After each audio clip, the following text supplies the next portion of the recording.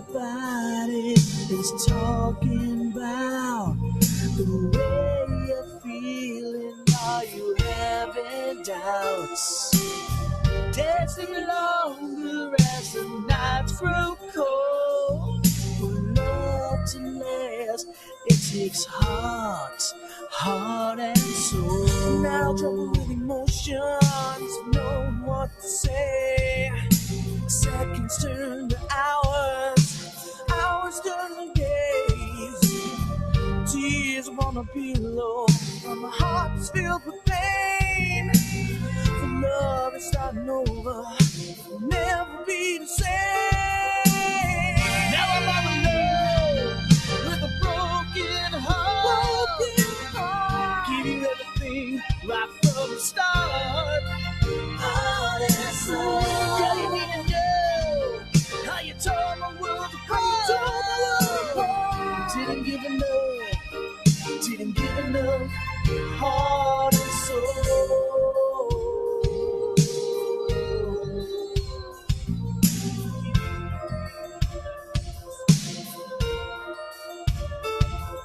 Staring out your window as the rain turns to snow, like a rose in the water, hasn't left grow. Like seasons always changing, you couldn't stand the test of time.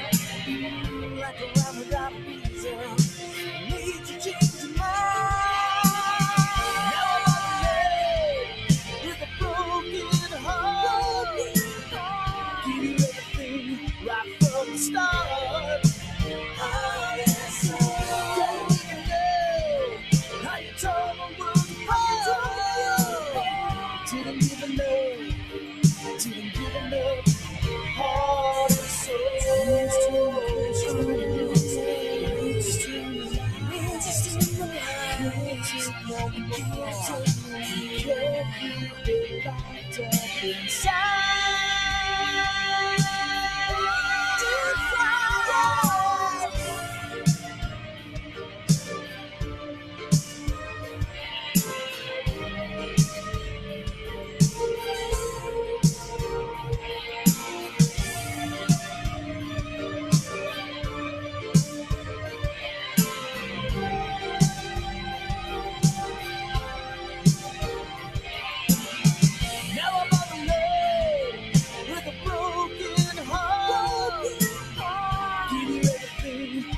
From the start, oh, that's so. Don't even know just how you tore my world apart.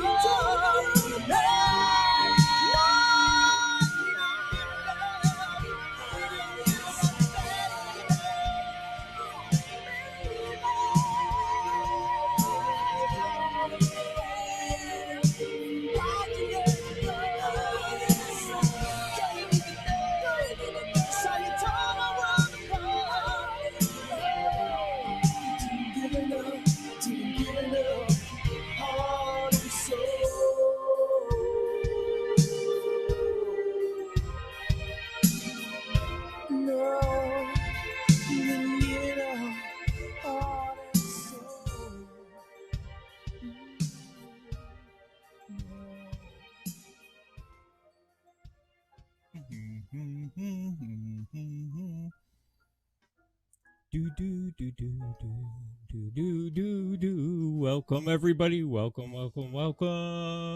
It's Thursday night.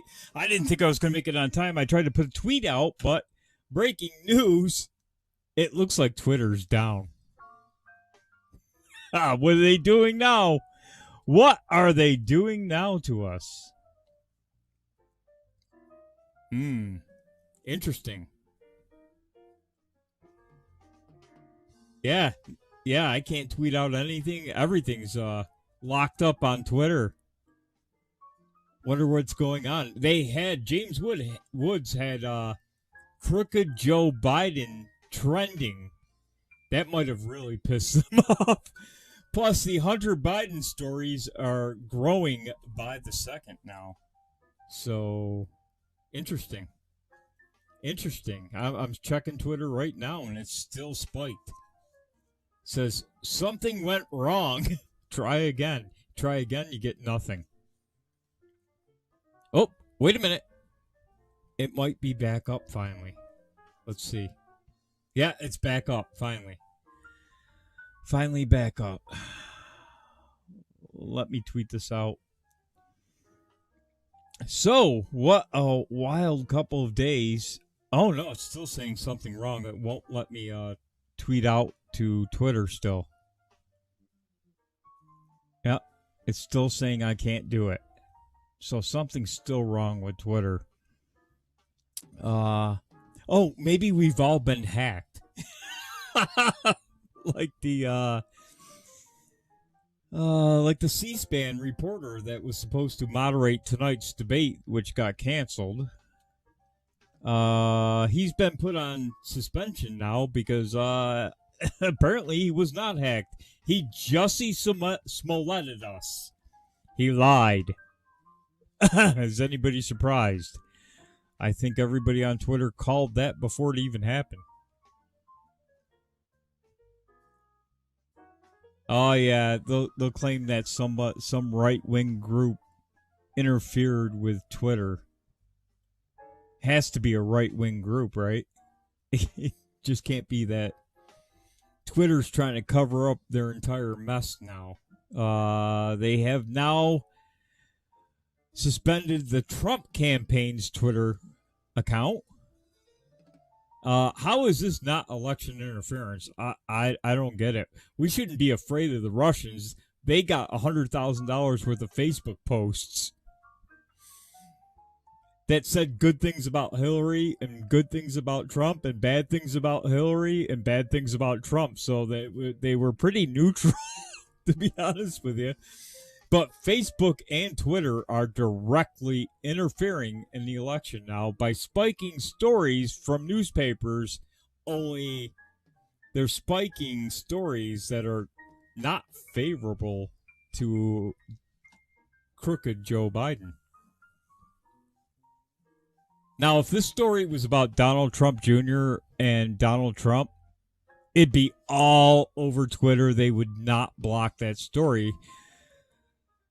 Exactly the same thing that happened with the Atlantic story. Remember, Trump called the troops losers from an anonymous source, but Twitter let that one go through. They didn't spike that one because it was unverified, remember? Yeah, this is crazy. Let's go. Now, my Stream Deck is still not working. No solution yet from XSplit or Elgato, so I'm going to have to look for the links for the video, and I'll just have to leave it up again tonight until they resolve the Twitter issue. Not Twitter, I mean the Stream Deck update issue that is blocked my Stream Deck from my broadcasting service, so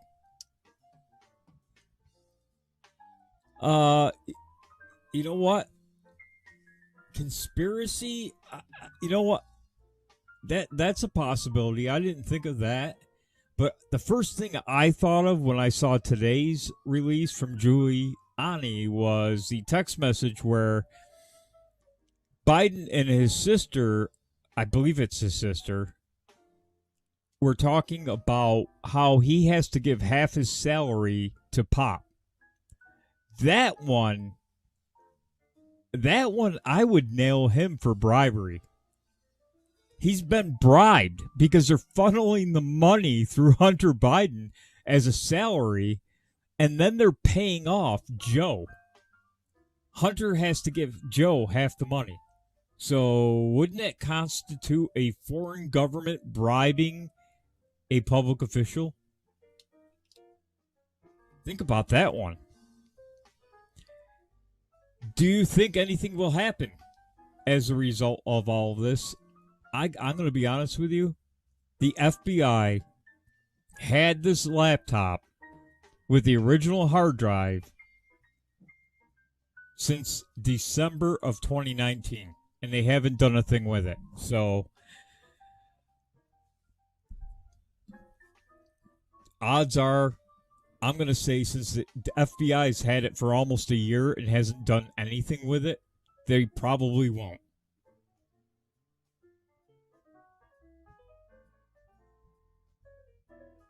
It's just sad to say. I'm being honest. From what I'm seeing right now, I'm not buying into all the hopium that some people are buying into, like get your popcorn ready, because quite honestly, if the FBI had this since December of last year, why is Joe even running? I'll tell you why Joe's running, because somebody told him that they had that laptop. Somebody in the FBI spilled the beans. And Joe knew this was coming.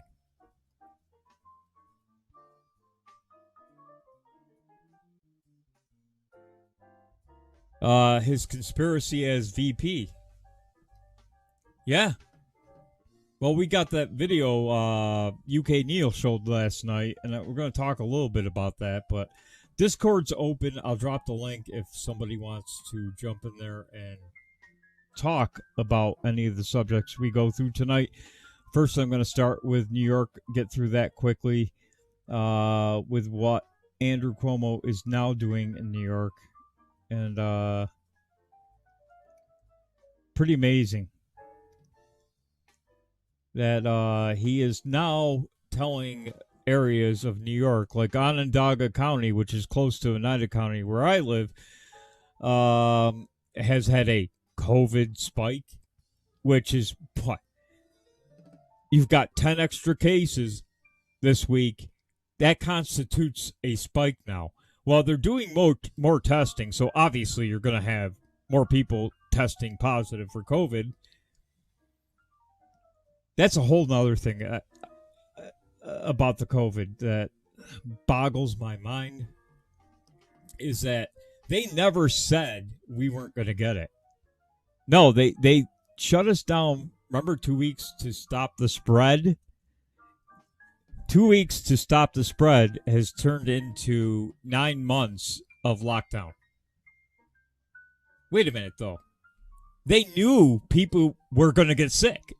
I mean, right? They just wanted to slow down the spread so that hospitals weren't overwhelmed. That's turned into nobody can get COVID, which is impossible. So they're obviously, for political reasons, number one, using this to get rid of Donald Trump. That's the only conclusion you can come up with now. It's not about saving lives. It's about making your life as miserable as possible in New York State and California and Michigan and Pennsylvania, all the blue states. They're trying to make your life hell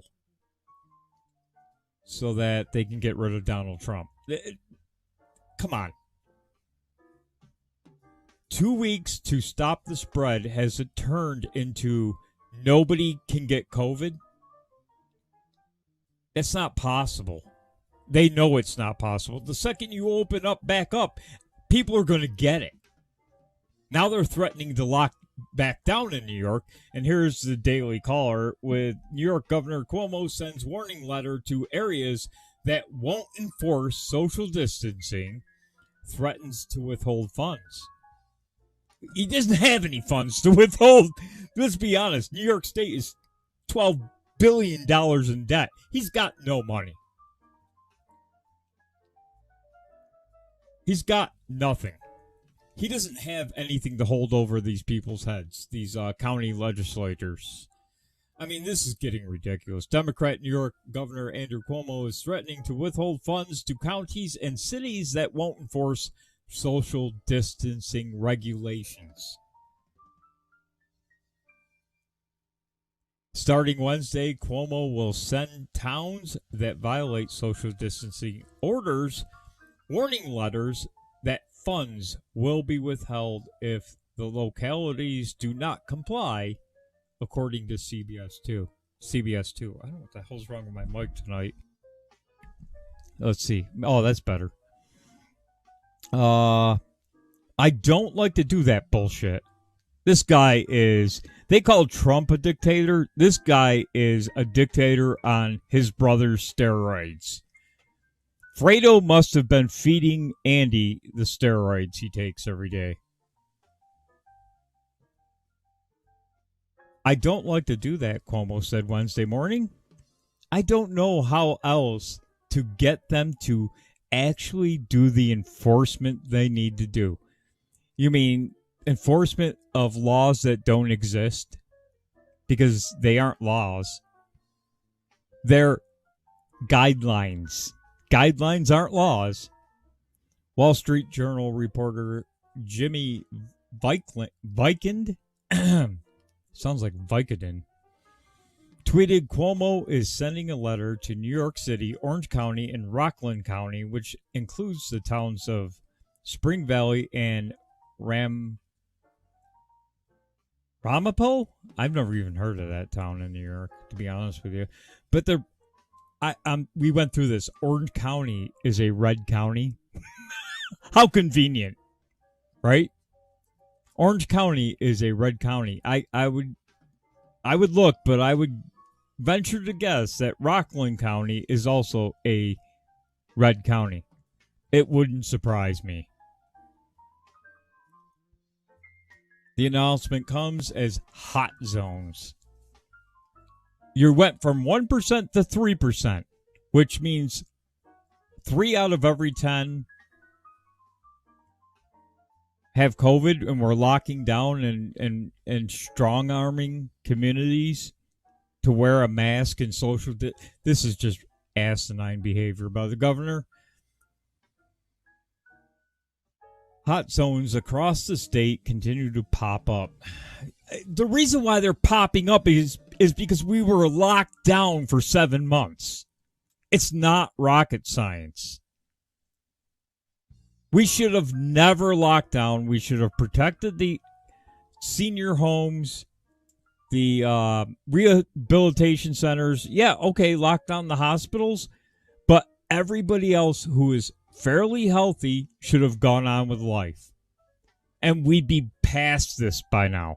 But this is going to drag out all the way through 2021. We're going to have the beaches shut down, the park shut down. Our town park was shut down the entire summer. Kids couldn't go there. It's just getting ridiculous now. On what planet did they not realize people were going to get sick the second you open back up? Oh, but Andy's not paying attention to the science. Remember, he lauded the WHO over and over. Donald Trump's an idiot. He's getting us out of the World Health Organization. Well, guess what? Now the World Health Organization is now saying lockdowns are bad. It was a bad idea. It was wrong. But guess what Andy's doing? Ignoring the science. Of course. He's ignoring the science, right? They only pay attention to the science they want to hear. The science that gives them more power. That's the science they pay attention to. Wait a minute. I take responsibility related. I take responsibility for every death. No, we didn't. We just played a video the other week where Cuomo said the nursing home deaths were not his fault. That was all a lie. That they all went to the Comfort and to the Javits Center. He takes responsibility, but he blames Trump. You gotta be kidding me. Eyewitness News reported hundreds of young children who attend Bais School, which is in a hot zone, boarded a bus Tuesday, despite the fact that the school should have been closed starting last week. Some children were reportedly not wearing masks. Oh, boo-hoo. They probably already had it, and it's been over with.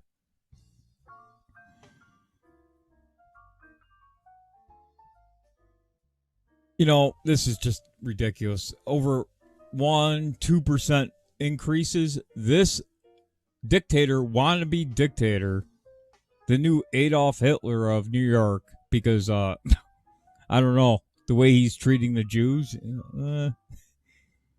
we're locking the Jews up. You can't go to your synagogue. I don't know. Sounds awfully suspicious to me. Sending the cops out to get them out of the street, but allowing Black Lives Matter and Antifa to run wild through New York?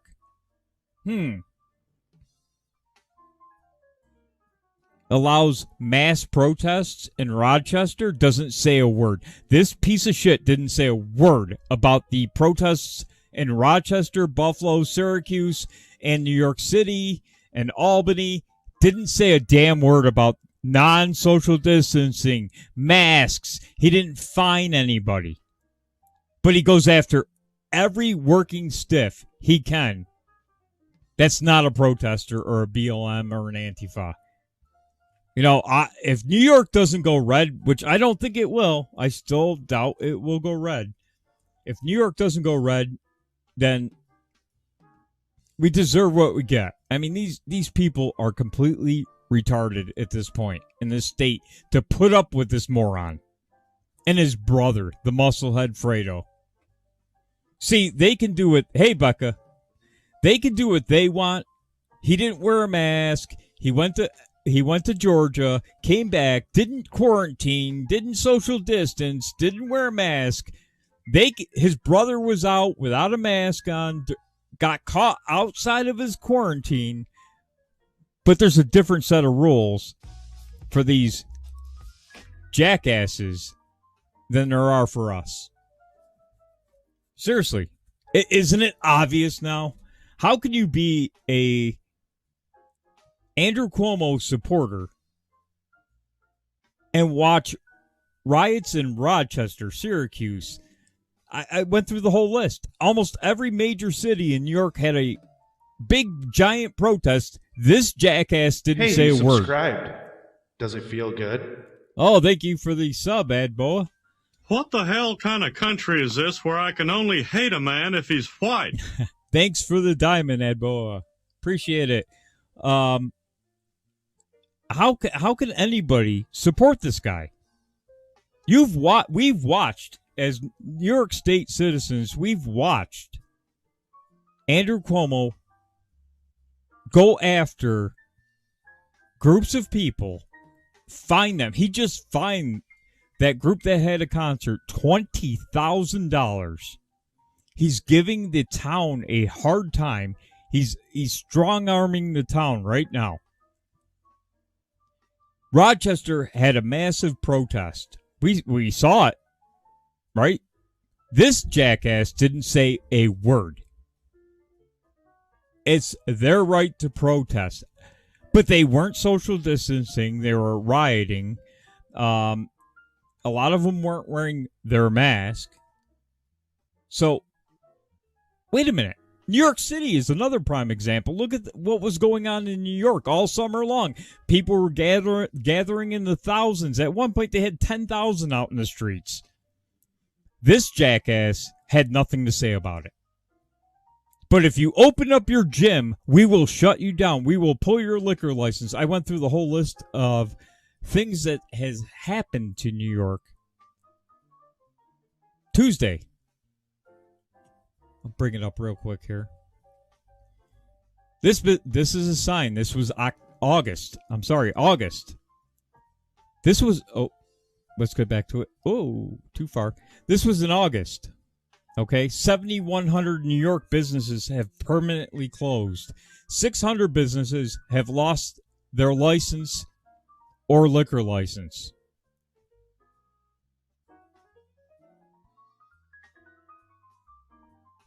$7,100 businesses. These signs are popping up, and I haven't seen an updated one yet. I'm waiting.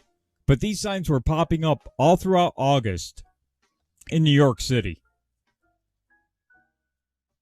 7,100 businesses closed as of August. Now, I got to imagine it's probably closer to 10,000 at this point. See, the law-abiding citizens in New York are screwed. We're screwed. Unless you're a rioter, a BLM, an Antifa, a protester, you can't do what they do. You're not allowed. This is I've never seen this insanity. And people will still vote for Joe Biden, who is telling you what he's going to do. Joe Biden is saying he will lock down the entire country and make everybody wear a mask and do what Andrew Cuomo's doing. How in the hell can people I see Biden signs popping up in my name. Are you kidding me? Because we got a lot on Joe Biden here. That's all I got for New York because I can't stomach New York anymore. I think that's all I got. Let me see if I got a video here. No. Good, because I'll save. I gotta do New York on Tuesdays because it gets me really pissed off. Okay, let's start out with the Biden stuff. Obviously, that's the big deal on Twitter. True Pundit, CBS News, 60 Minutes spiked story on Osama. Oh, wait a minute. No, this isn't the one. I didn't want this one yet. We'll save that one for last because I got the other video. That some of the stuff I'm iffy on, but when the video and audio tape come out, yeah, then we'll see what's happening with that. But let's go to Tucker Carlson. Here we go. Us never imagined it could happen in this country, and yet today it did happen. A major American newspaper published a story, apparently an entirely accurate story, about a presidential candidate. The tech monopolies that control American media feared this story might hurt that candidate, whom they favor. So 3 weeks before a national election, they shut the whole thing down. They prevented the public from reading the news. They didn't apologize for doing this. They didn't bother to make up reasonable-sounding justifications for it. They just did it, exactly as the Chinese government does. These are monopolies. They have all the power. You have none. They don't have to care what you think, and they don't. This was mass. I see Victor Von Schroom out in the Discord. We'll run through his video really quick, Victor, and then we'll get you on. Censorship on a scale that America has never experienced, not in 245 years. And it's a threat to all of us. Democracies only function when there is a free exchange of information between citizens. We no longer have that. This is a dark moment. Here are the details. This morning, the New York Post published a series of emails that describe Hunter Biden's lucrative relationship with a Ukrainian energy company called Burisma, and then describe how his father, then the Vice President of the United States, intervened to help his son peddle influence. Now, we've known the outlines of this story for quite some time, but these emails add damning detail. No one appears to dispute that they're real, not even the Joe Biden campaign. That's key right there. Nobody in the Biden camp has said that these are not real emails. These are not Hunter's emails. These are made up.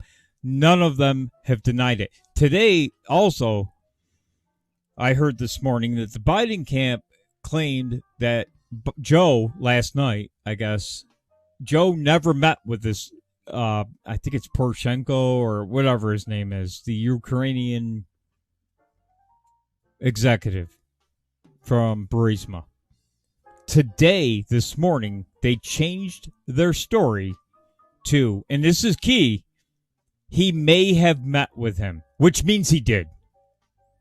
Unofficially, just a quick hello. How do you go from he never met with him to, they just said hello and shook hands and went their merry old ways? See, they're getting caught up in their lies, and hopefully the Biden supporters start realizing this guy's nothing but a lying sack of shit. You're hearing whispers tonight it's all part of a Russian disinformation campaign. Yeah. If this is a hoax, it is the most complex, sophisticated hoax ever perpetrated. It doesn't. How is it a Russian disinformation campaign when the Biden crew is not saying those emails aren't real? Just saying. And now they admit, today, this morning, they admit Joe did meet with this guy an unscheduled meeting, okay? But we're supposed to believe Vladimir Putin did all this. Doesn't seem possible. Whatever. There are too many. There's too much detail. These emails came from a laptop, an Apple laptop, that was dropped off at a Delaware computer repair shop last year and then abandoned there. After a certain number of days with no payment, the shop's owner took legal possession of the laptop. He looked inside. There were tens of thousands of emails, including exchanges with representatives of foreign companies and foreign governments. The laptop apparently belonged to Hunter Biden. The shop owner was stunned by this, by the appearance of corruption, and he was afraid for his family. So late last year, he gave the laptop to the FBI. He kept a copy of the hard drive for himself, but he never heard back from the FBI. By May, he was anxious, so he made overtures to Senator Mike Lee's office and at least one conservative nonprofit. Here's what's important, okay? Number one, the FBI, fuck them, okay? There is no trusting Wray, because if Wray was an honest FBI director, Hunter Biden would have been in jail. But here's what happened. They got that laptop and they called Joe and said, hey, Joe, we got some bad news for you.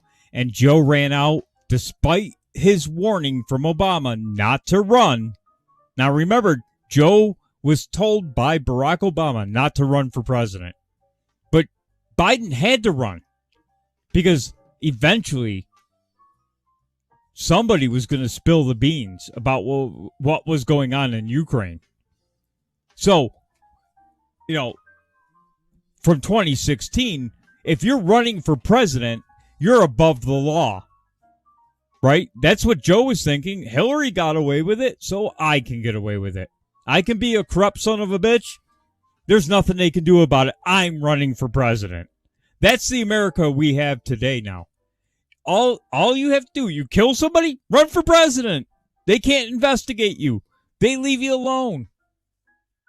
This is getting frustrating that some guy in Delaware, fortunately he was honest enough to finally say enough is enough. The FBI is not doing anything. Mike Lee, where the hell are you?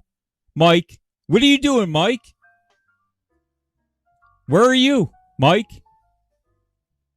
You had this information. Where were you? Where have you been? Oh, Trump needs to tone down his rhetoric. I thought Mike Lee was a decent guy for a while, but then when he started getting on, I don't like Trump the way he talks.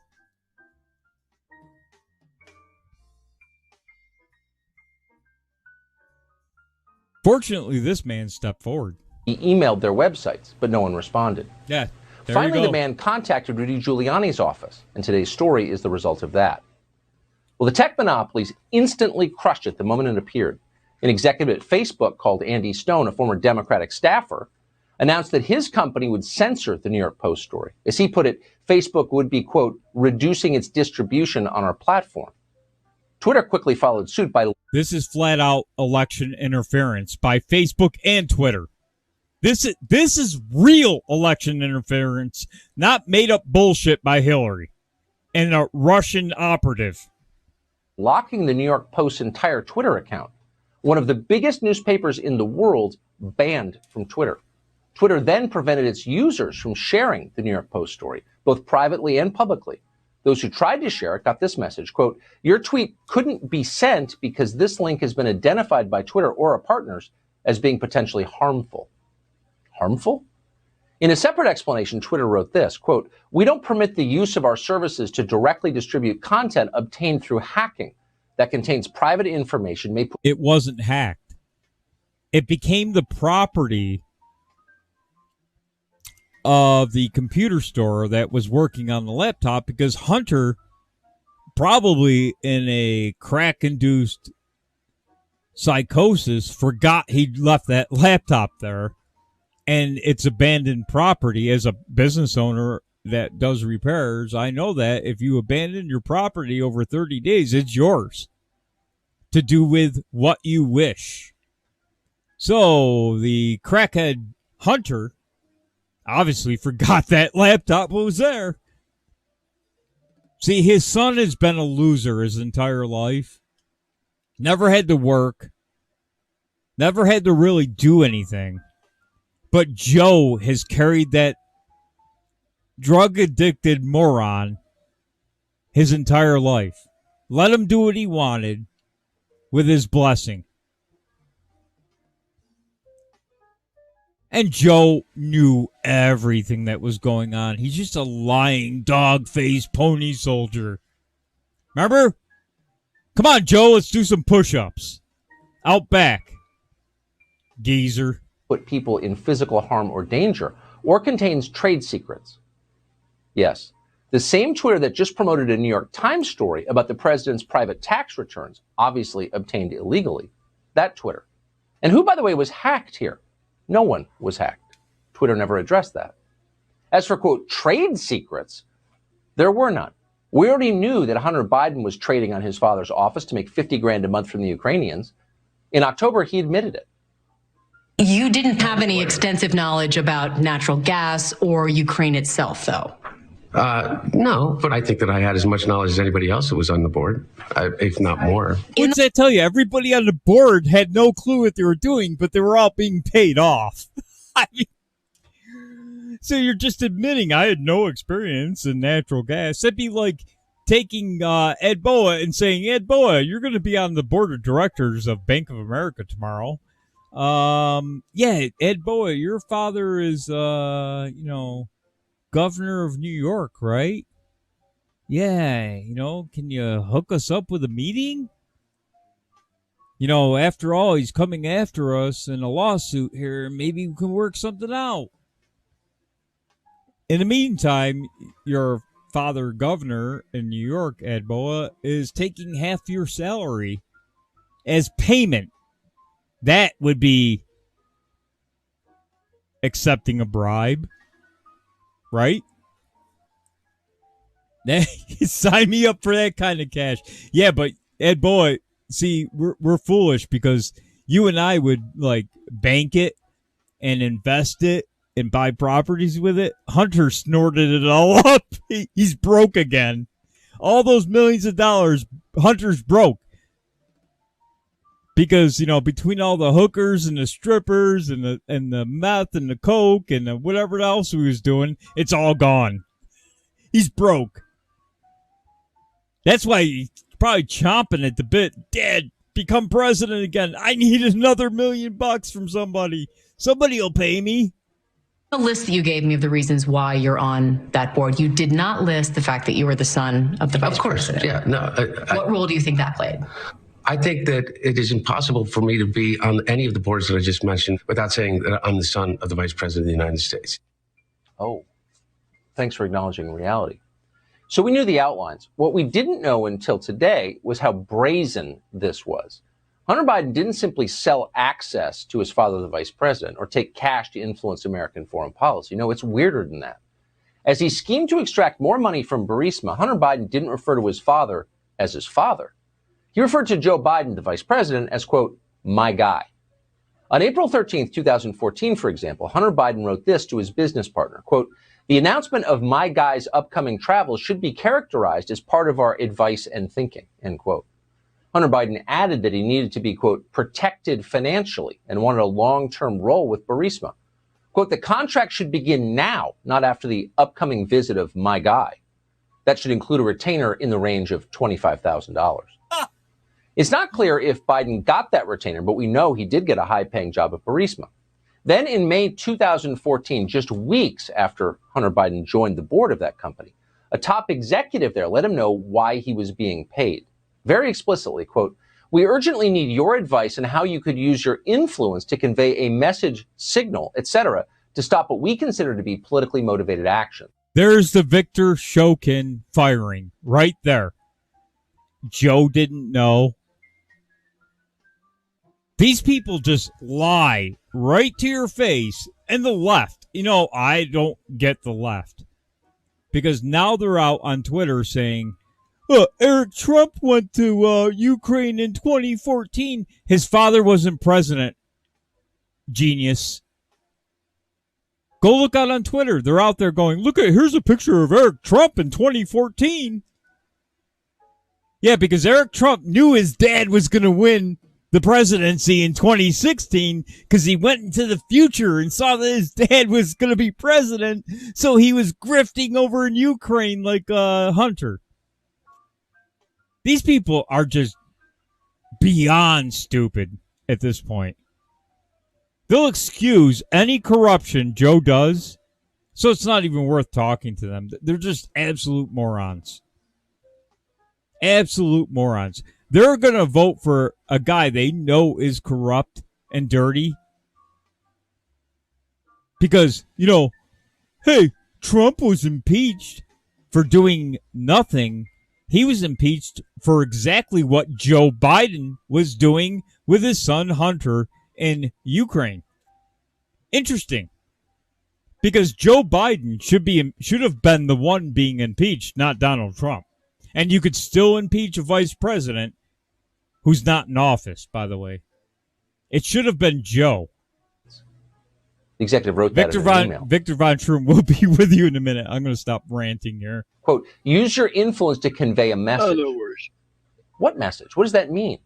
Well, another email from the same executive obtained by the New York Post, dated April 17th, 2015, explains in very clear terms what it means. Quote, Dear Hunter, thank you for inviting me to D.C. and giving an opportunity to meet your father and spend some time together. It's really an honor and pleasure. That's where the Biden camp got caught last night because they claimed Joe never met with this man. And then this morning they had to retract that and say, well, Joe did meet with him. They can't even keep their lies straight anymore. Oh, that's what you're not allowed to read. And you can see why Facebook and Twitter don't want to allow you to read it. If Joe Biden met with Burisma executives at the request of his son for the profit of his own family, it becomes very clear that Joe Biden's previous denials were lies. Just last year, Joe Biden was telling us he had no idea what his son was doing at Burisma. You were the vice president running point on Ukraine. The average Joe hears that and says, that sounds fishy. What's your understanding of what your son was doing for an extraordinary amount of money? Guess what, Joe? The average Joe was right. And we all suspected, except for the left, that you lied. I don't know what he was doing. I know he was on the board. I found out he was on the board after he was on the board. And that was it. And there's nobody. Well, you had a lot of time. Isn't this something you want to get to the bottom of? No, because I trust my son.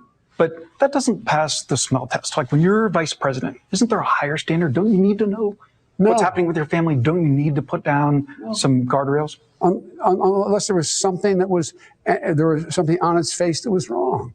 There's nothing on its face that was wrong. Nothing on its face that was wrong. That was before we saw these emails. You'll remember that back in 2018, Joe Biden explained that he got the top prosecutor in Ukraine fired. Mm-hmm. That prosecutor, Viktor Shokin, said he was planning to investigate Burisma when he was stripped of his job. Here's how Joe Biden explained/bragged about how he canned Viktor Shokin. I had gotten a commitment from Poroshenko and from Yatsenyuk that they would take action against the state prosecutor, and they didn't. So they said they were walking out to press conference. I said, no, I said, I'm not going to, or we're not going to give you the $1 billion.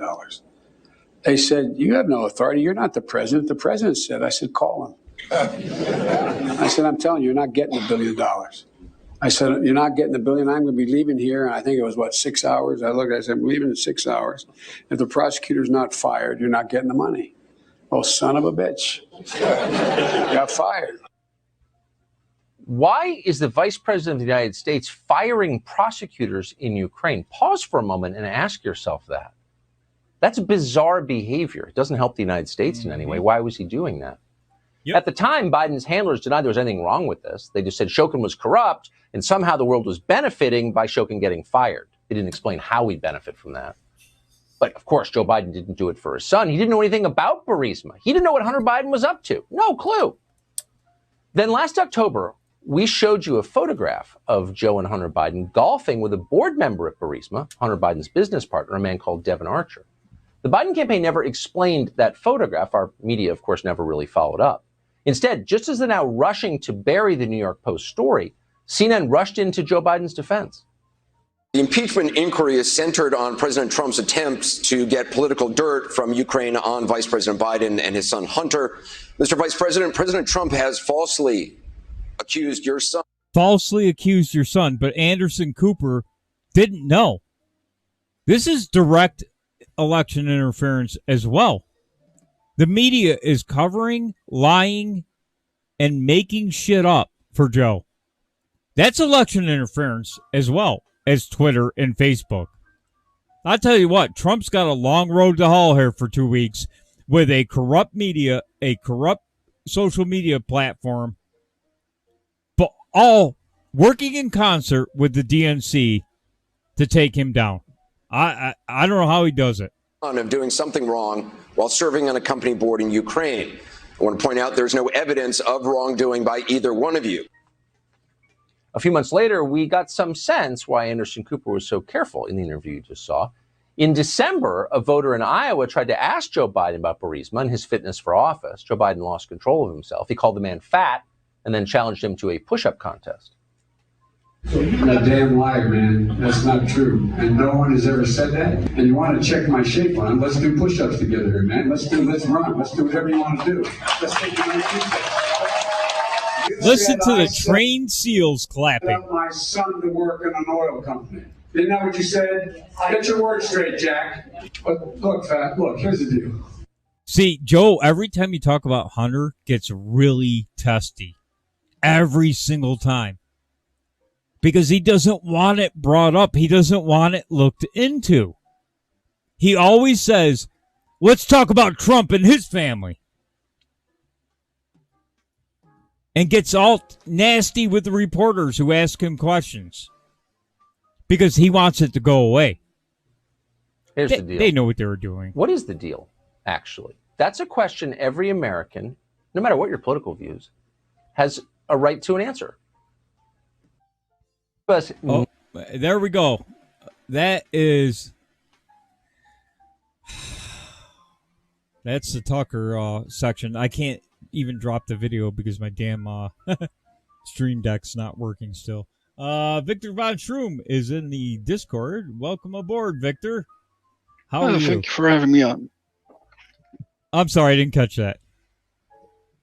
Thank you for having me on. Oh, no problem. Victor has his own show, The Victor Show, on DLive, so you should follow Victor and check it out. Yeah, but currently I'm not streaming, but oh well. But my two cents on this whole thing is the whole Joe Biden conspiracy, because as a VP, he got that prosecutor in Ukraine fired. Yep. As part of the Obama administration. That is tantamount to conspiracy. That's not even bribing anymore. Right. I think they could, if we had a real FBI, charge him with bribery as well if he was taking half of Hunter's salary. Well, that's even the better thing about the whole thing about this is the FBI, the CIA, most intelligence agencies were in the know on this. So there's going to be an inquiry on why they didn't do anything with it, which will lead to MSNBC, Twitter, and Facebook. That's going to be a huge kerfuffle. And let's be honest, people voted Trump in for draining the swamp. Well, Biden is draining the swamp right now. Well, he's inadvertently helping him drain the swamp, right?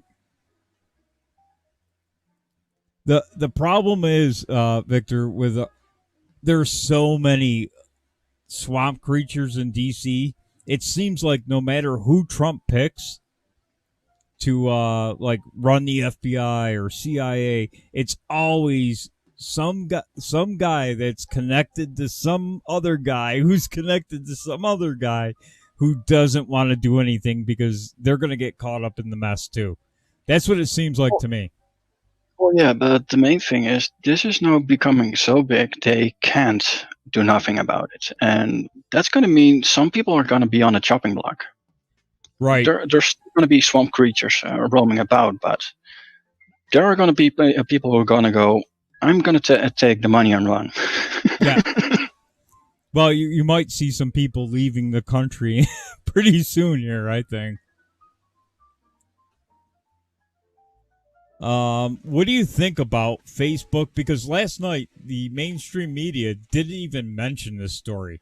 ABC, CBS, a lot of the mainstream media outlets never even brought this story to the news. So unless not mentioning is one thing. I mean, you can play denial all you want, but the minute you start suppressing things like currently is happening on Twitter with Hunter Biden, for instance, that is a problem for them.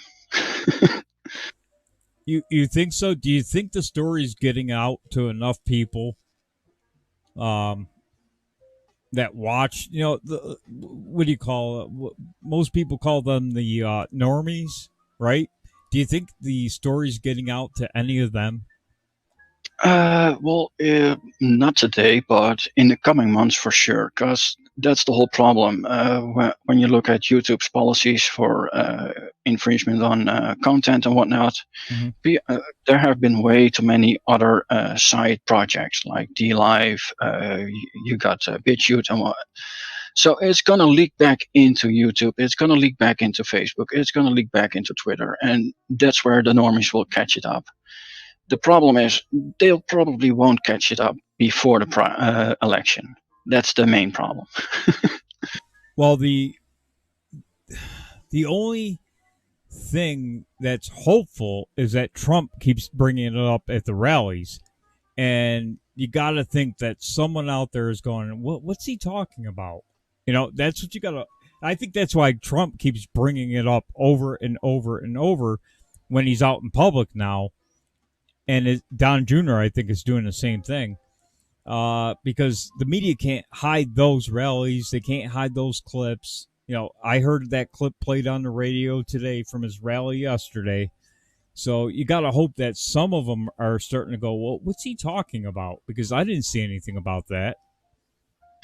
Yeah, the whole word-of-mouth thing is going to go through. But Trump is going to get a bit of flack of that, mainly due to he's been alluding this ever since he got elected.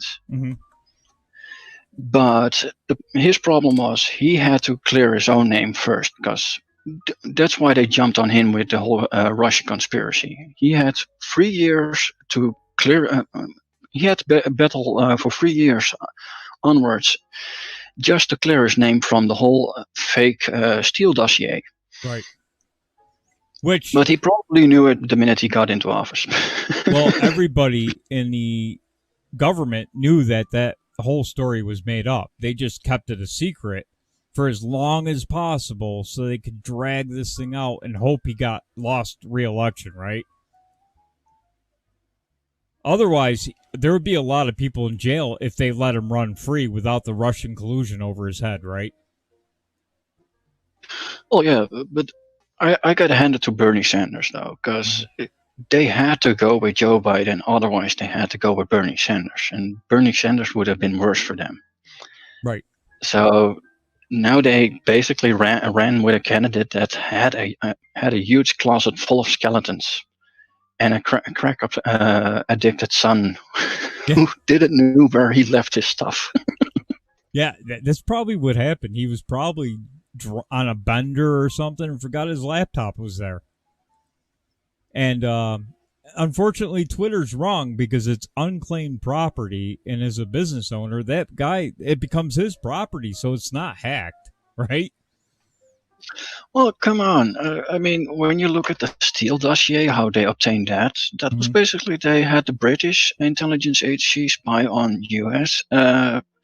Important people, and then leave documents on a table for the NSA to pick up. So what's the difference between those two things? Yeah, exactly. No difference. And the whole sad part is Obama, they all knew that this Russian collusion thing was made up. But Obama's out there, you know, tweeting, oh, bad orange guy, you know. he's a racist, blah, blah, blah. And the whole time during the Russian collusion thing, Hillary's tweeting out, oh, he's controlled by Putin. She's the one who created this whole mess. It's just, it boggles your mind, doesn't it? That that these people lie with a straight face. With Hillary, it doesn't really boggle me, considering what she's has been doing before her husband even became president. So, yeah, that is true. When he was governor, there was some shady stuff going on down in. Yeah, and they deflected with the whole Monica Lewinsky scandal. Yeah, which was a great ploy on the Clintons, to be honest. Oh, just yeah, have him confess he got a blowjob, and the whole thing will blow over. Yeah, because they were under investigation for a couple things. Whitewater they had going on. They had Travelgate. That all went away after Monica Lewinsky. Did you? It was brilliant on their part. I mean, they're masters at this deception. Well, they're masters at deflection. Deception, well, look at Biden. The whole deception thing, they even Kamala doesn't even know how her talking points work. One minute she says this, the other minute she says that. You can't deflect that for a time, for a long time. And that's where basically the whole problems came up, because people kept on digging. Yes, they did. I had another. I don't know if you heard this one. This one broke this morning, but yeah, the SEAL Team 6 thing. No, this one is about Hunter Biden's emails as they're starting to get filtered out. He was arranging some agreements with the Chinese nationals to meet with his father at $10 million a pop. You can't make this up. It just gets worse. And remember, and I don't know if you know this, but remember, Hunter Biden rode on Air Force Two with Joe to China and walked away with $1.5 billion. So there's got to be some legitimacy to this new report that Hunter was selling access to his father at $10 million a pop. Oh, yeah, but there's no...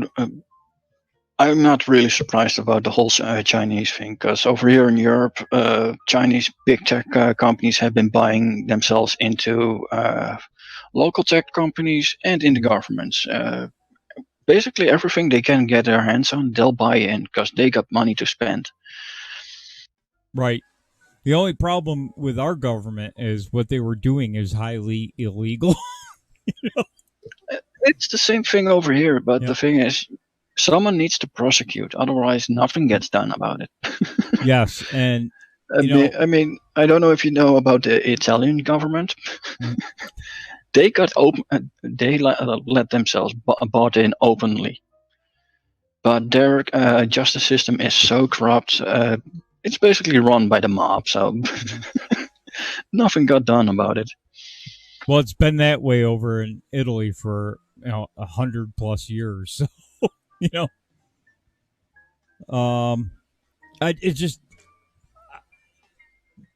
I know there's a lot of people that are like, again, I've said this before, get your popcorn ready, it's happening.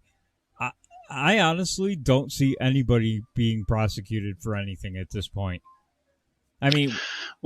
Well, the thing is, with the whole COVID epidemic going on, people are already complacent and rather sit at home on their couch than go out. But with the COVID, they have now special tools to keep you at home. Right. And otherwise, they'll get rid of you. That's basically the gist of it. Because over here, the Dutch, the Irish doctors associations are already suing the governments because COVID is not classed as a Class A pandemic anymore. And that means the whole lockdown thing is a joke. Yep. Yet all the European governments are cracking down even harder right now, because the minute that goes out, the pandemic has hurt the people the most, and that's going to rile up everyone. Right. I agree, because in New York, they're talking about locking down again. But what's interesting about America is it's only the Democrat states that are doing it. Florida has a high percentage of senior citizens, and they're wide open, and they aren't spiking. Well, that's the whole thing. That's the luck of the Americans. When you look at the European Union, it has been extremely left. They've been crying about, the union is becoming right-winged. I'm like, yeah, duh. And when you look at my country, for instance, the Netherlands, we've been keeping the right-wing politicians outside of the government for years, for the past 50 years now. Mm-hmm. And that's kind of the luck the Americans have with their states being so fragmented, where you literally have Republican blocs versus Democrat blocs. Right. I think it's interesting that and at this point, I think the lockdowns in the Democrat states are basically to drag down the economy as far as possible, because you probably watched Boogie Bumper last night, and he said it before. It's to try to blame Trump for the bad economy. Oh yeah, but that's the whole thing. They keep on deflecting everything they do. They keep on deflecting on a fall guy.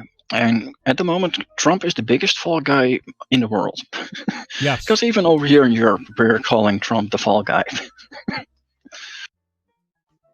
And I think most people realize, I mean, people with half a brain are saying, like me, I'm going, wait a minute, how's this Trump's fault?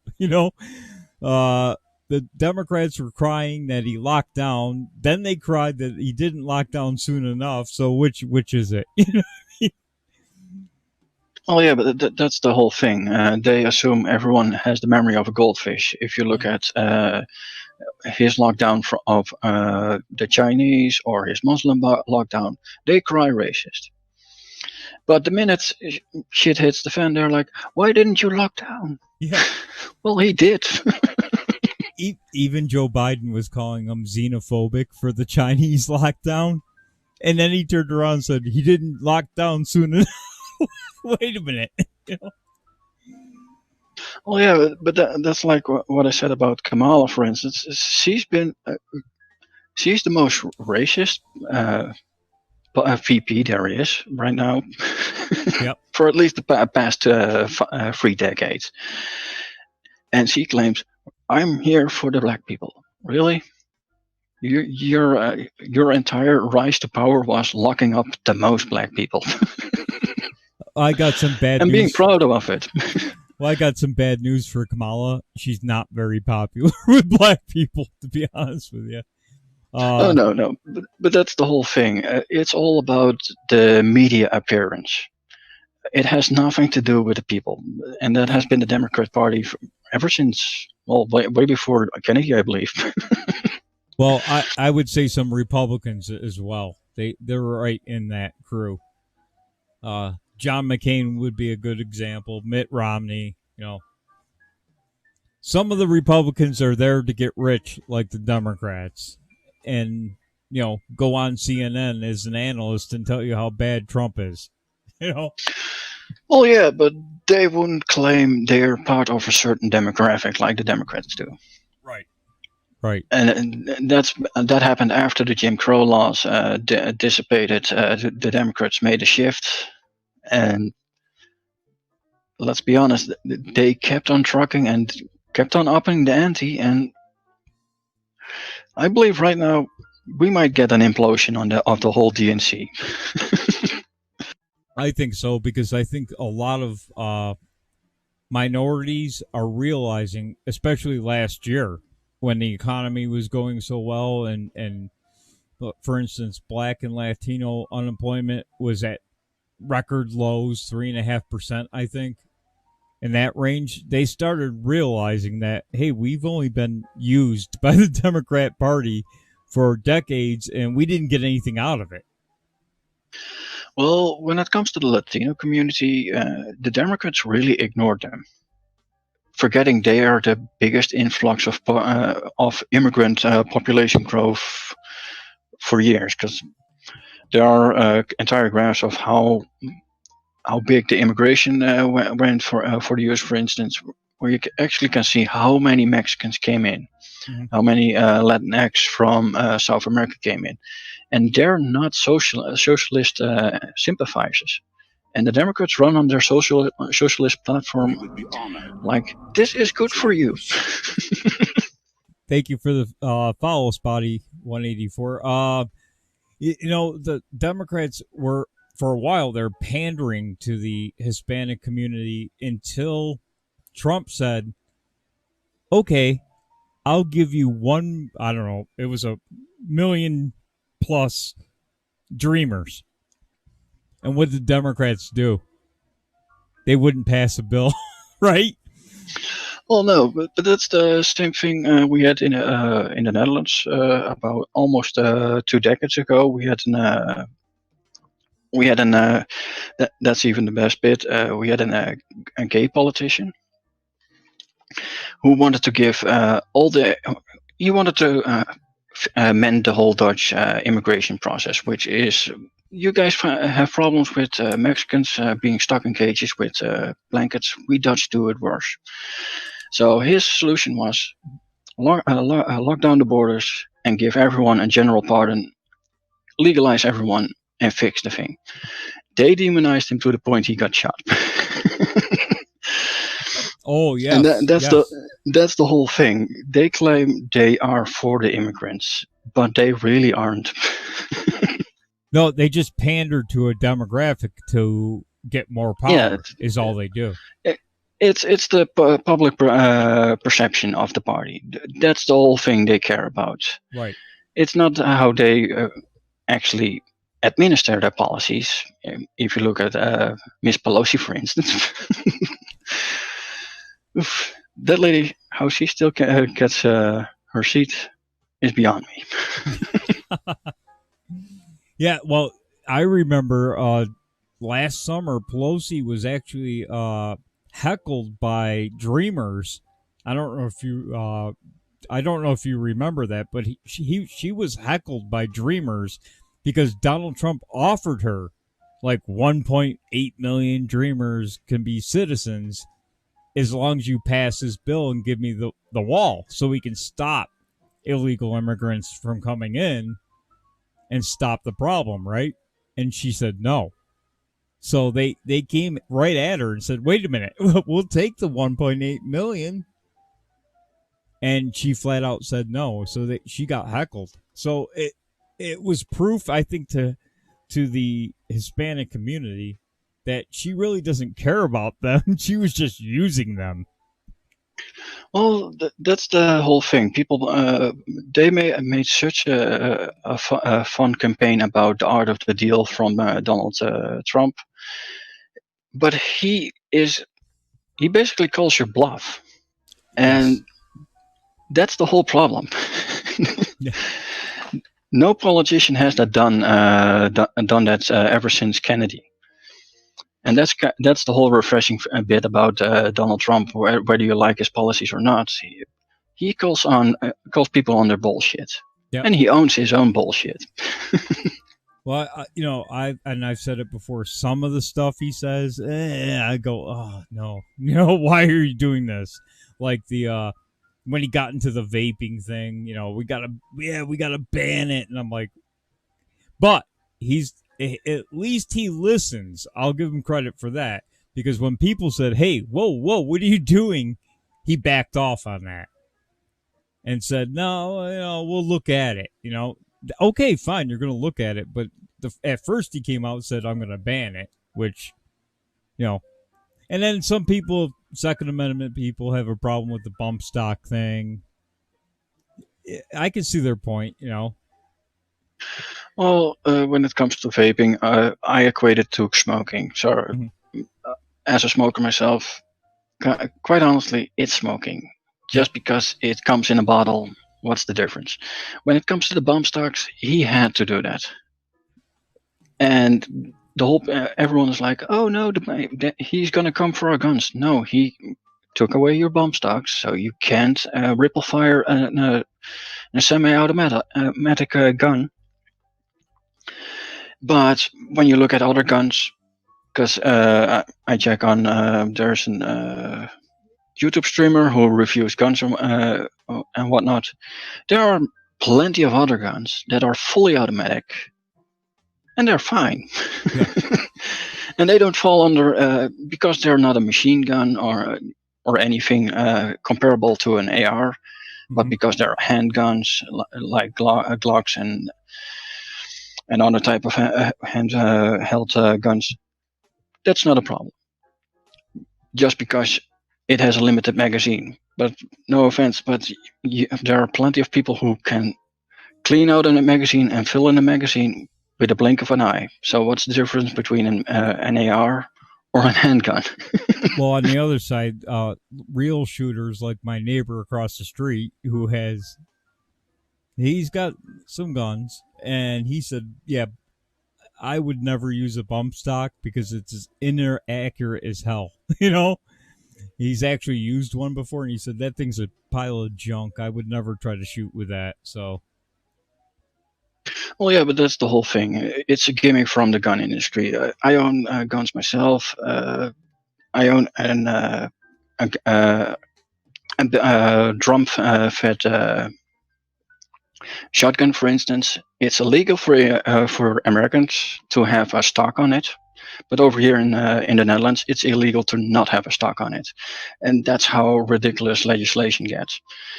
It's basically one politician looks at it. No, we can't put a stock on it because then it would be an accurate gun. Where in another country or in another state, the legislation states you need it because you're going to shoot your head off. Exactly. It's just random. The bump stock thing, I could see where he had to cave on something. But, there's two sides to the story on that, and some people were upset about it. Like, yeah, don't give them anything. But sometimes to get something done, you got to give them something. Yeah, but on the other side, you'll have the extremes like the Hollywood shootout guys. So you got SWAT. Yep. So now you get military vehicles for the police. Yep. Is that a good thing? No.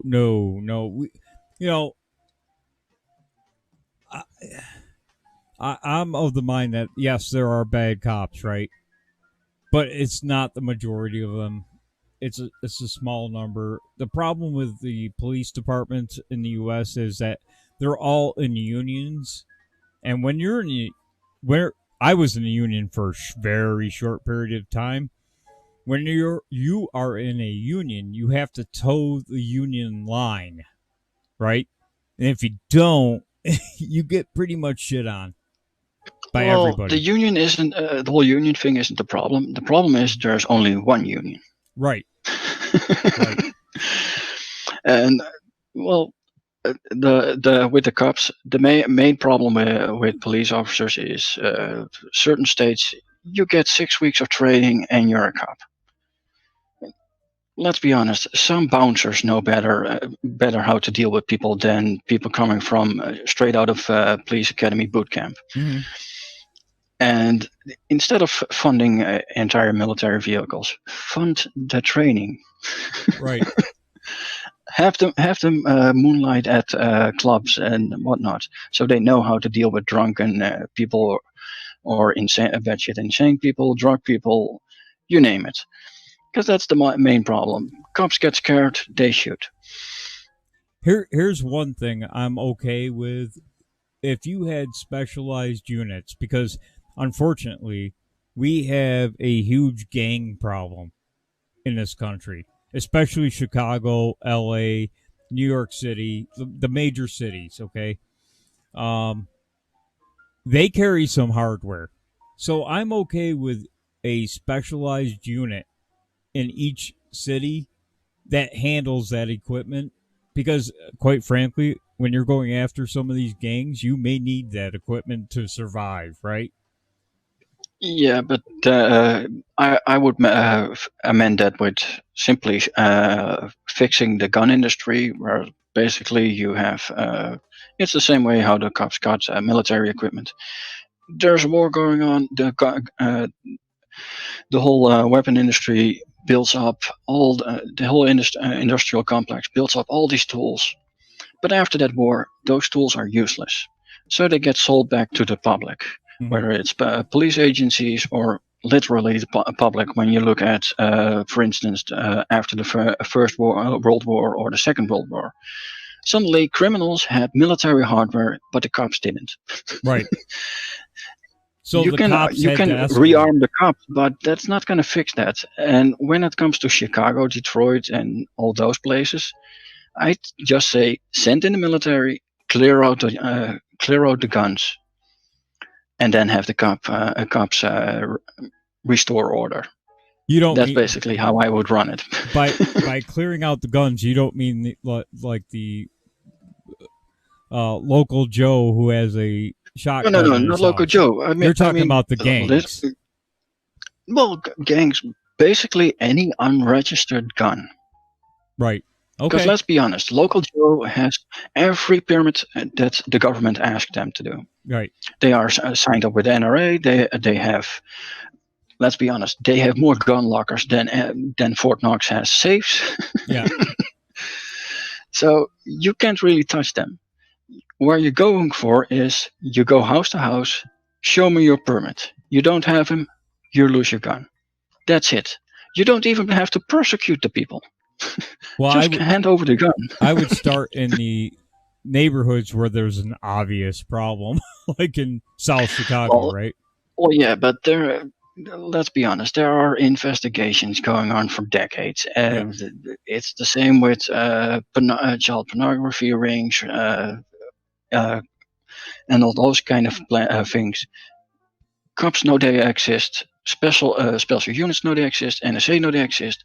But they keep on monitoring until they finally get someone who fancies their interest and then jump on it. Don't wait, just jump on it. Is my prerogative on that. Yeah, well, they got to do something because some of these cities are in, and the sad part is there are a lot of good people that live in the south side of Chicago that just want to live their lives, go to work, send their kids to school, but it's become an impossible life. It's like living in a war zone because your kid might get shot walking to school. So they've got to do something. But that's why I'm saying you don't even have to prosecute the people for having an illegal gun. Just collect the damn gun. Right. Because let's be honest, if you look at England, they have criminal elements as well, and they'll stab people or they'll use acid or whatnot. But let's be honest, a guy with a knife can't control a group. A guy with a gun can, and that's the difference. Monica in the chat says, I don't want cops or military going door to door, but I think we're talking about in the areas where they know they have illegal guns because they're in gangs and let's wipe out all those what illegal the hell guns, kind of country is this where I can only and hate a it man wouldn't be if a he's thing white? that's like, oh, we're gonna go in there every year. We have the right to go, like the no-knock warrants and whatnot. That's the whole thing, and that's probably what the Senate will do. They'll make it a thing that's permanent, and that's not how it's supposed to be. Right. And that's the whole thing, because there are people who have a tank in their backyard. You can send them. You can come there every time, but that guy has a permit, so he has a legal tank, and he can drive it on his own property. He might not be able to drive it on the road, but. Oh, thank you for the Diamond Boogie Bumper in the audience. Boogie Bumper's comment, without going too tinfoil hat, anyone think the Twitter issue could be related to Electoral Commission and Hunter Biden story? Oh yeah, that's totally related to that movie. I agree. I hate going tinfoil hat, but man, I'm starting to. I used to watch Alex Jones all the time years ago, probably 10 years ago. And a lot of the stuff he said 10 years ago is actually coming true, which is kind of scary. Yeah, I think he was spot on, except for the gay frogs. I haven't seen that part yet. It actually happened, but and Boogie Bumper gives you a shout out, Victor. Yeah, I've seen it. Yeah, I don't like to go tinfoil hat. I don't really follow the Q thing and all that. What got me off of that? I was following it when it first came out. I said, "Hey, this is pretty interesting." Now, a lot of the information that comes out of it, yeah, I read it and I go, "Okay, that's plausible." But where they lost me was when they said disinformation is necessary. And after working fraud for 16 years, I said, I've heard that story before. So I kind of backed off of it. But I do look at some of the information that comes out. And, if it's verifiable and it's got some legs to it, then yeah. The frogs are gay, Monica's. Well, technically, reptiles are gay, because there are plenty of reptiles that don't even have a male reptile version of them. They bred them out of there. So. So I guess he was right on that too. Then I've been proven wrong. That's okay. I don't know if you've ever watched him, but he's gone a little crazy lately. But he's probably banning the guy off the internet. Just I don't get it. I just don't get. I don't want anybody banned, even if it's a left wing site or a bunch of Democrats making things up. I really don't care. It's up to you to figure out if it's real or not.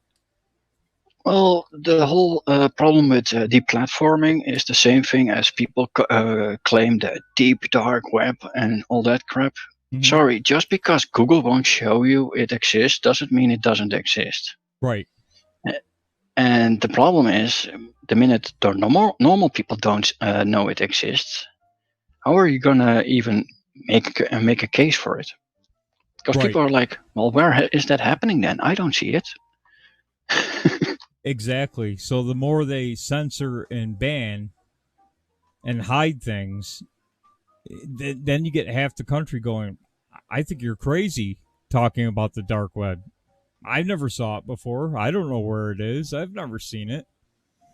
Yeah, but it's the main thing with the whole deep dark web is people think, oh, you need to be a god tier level hacker to even uncover it. I'm like, no, just go outside of the search perimeters of Google and you're there. Yeah. Even most of the children know it. That's the scary thing. Right, but their parents don't.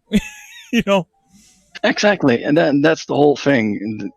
It's like the age-old TV thing where parents having their kids being raised by TV, so the bad things can be shown on TV. But those bad things exist. Yes, and by hiding it, what you're doing a disservice to the public by hiding it, because now the parents don't know their kids are on the dark web because they don't think it exists, right? Well, yeah, but go back to the age-old days of the AOL chat room days, where parents were like, "Oh no, my child doesn't do that. Really? You got a modem?" What's a modem? You mean that thing that went beep? Remember that? It squelched for about 10 minutes, and then you'd be online for 5 minutes, and it'd kick you off.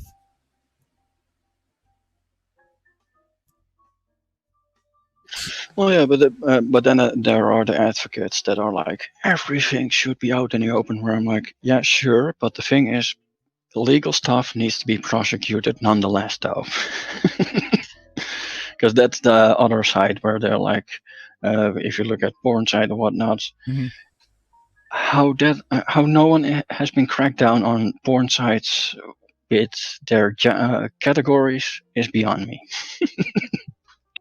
They should leave everything wide open, and if you're breaking the law, then there'd be more people to go, hey, over here, we got a problem with a pedophile ring on this internet connection here. Instead, it goes unnoticed for years, and then finally the FBI gets wind of it and arrests somebody, or arrests a group of people. But they already have. See, this is what kills me. When they make an arrest for child porn,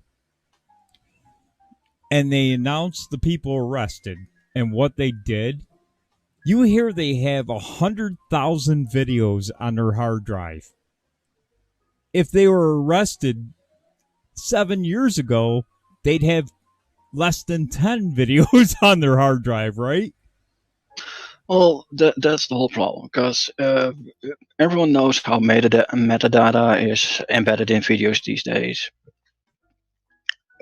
It's being used to uncover any torrent site or whatnot that shares movies that has copyright on them or music. Why can't we do that with porn? Yeah. I mean, how easy is it? Well, when I think about that, somebody who has 100,000 child porn videos, right, on their hard drive, they've been doing this for a long time, obviously. If you've got 100,000 videos, or they just never sleep, right? Think about all the kids that were hurt during that span of time before they even caught up to it. That's what just boggles my mind. You got people going, yeah, they caught the guy. Dude, he had 100,000 porn videos of children on his hard drive. Think about that for a second. That means 100,000 plus kids were molested, right? We shouldn't be cheering that. We should be saying, where were you 5 years ago when this guy was doing this,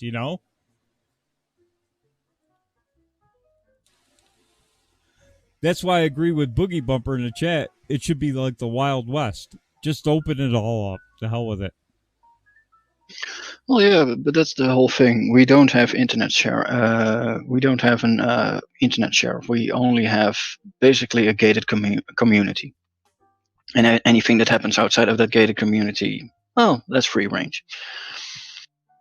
Well, we have an internet sheriff on Twitter and Facebook, at least. Except if you're sharing, child porn on Twitter, I guess that stays up for weeks for some reason. I don't know why, but. Boogie Bumper, you said the truest word ever, because just like how a lot of law enforcement agencies are running drug rings under the guise of, we're going to entrap that other cartel by becoming a cartel. The same is happening with porn, the child porn videos and whatnot. They run their own stuff and then start monitoring people who download it, but they really don't take action unless it becomes too big to handle. I'm just laughing at some of the chat, but yeah, they caught a judge in Pennsylvania recently who had a pile of child porn on his hard drive. So, yeah, the judges are in on it too. So, I guess it'd be tough to try to police it when you've got judges and cops that are in on it. It'd have to be a group of people you completely trusted and have vetted over and over. I wouldn't call vetted. I mean, it's like over here in the Netherlands. As long as you haven't had any priors, you're safe, and that's the whole problem. Yeah, Well, that judge obviously was a judge, so he probably had no other priors until he got Yeah, caught. well, yeah, but that's the thing. They don't check up on these things.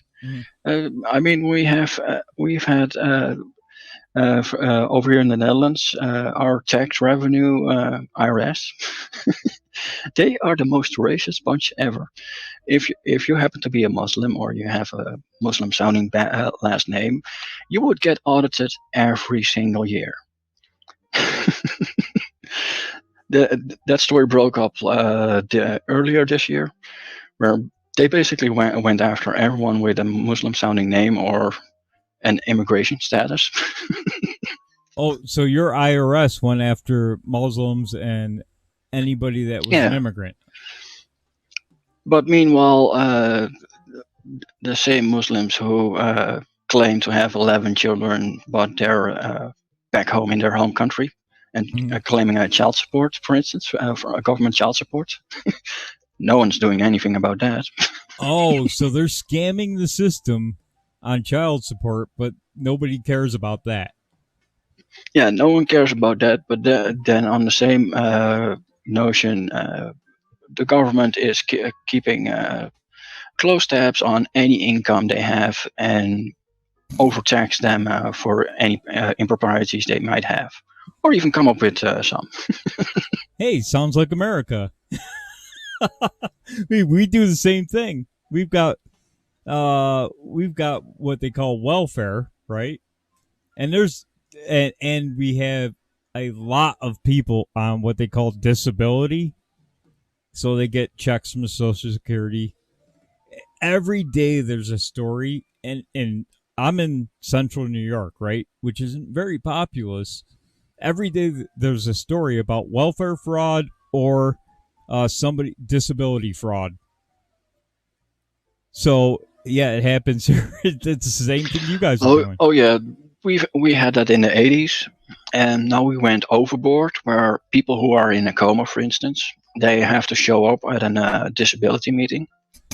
So grab the hospital bed and stroll them around, because unless you show up, you don't get a check. You gotta be kidding me.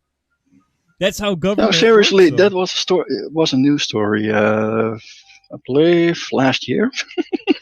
So just bring all the tubes and everything and all the hospital equipment with you. We'll wheel you in and you can get your check. No, a guy who was in an accident and has been comatose for years got cut off because he missed his appointment. He even got fined for it, because over here, the minute we catch you on taking disability or welfare illegally, you're going to have to pay double the amount you gained back. So they were stiffing a comatose patient with a bill of over hundreds of thousands of euros. Boogie wants to know, what if your name is Mohammed van der Stamp or Jurgen L. Hawk? Doesn't change the fact, Boogie. We have people who are called Hank L. Hack, for instance. They'll get the IRS on their necks. We even had the immigration service try to kick people who are Dutch nationalists out of the country because they believe they never applied for citizenship. Oh no, you gotta be kidding me. Oh yeah, and those are people who have families for over centuries. Because we had a guy who was related to one of our Dutch heroes, Johan de Witt, who is the founding father of the Dutch Republic. Sadly, we no longer are one, but he was related to Johan de Witt. His entire family stems down from that, and he nearly got kicked out of the country by the INS or ICE or whatever. How do you guys call it? Yeah, we have ICE here.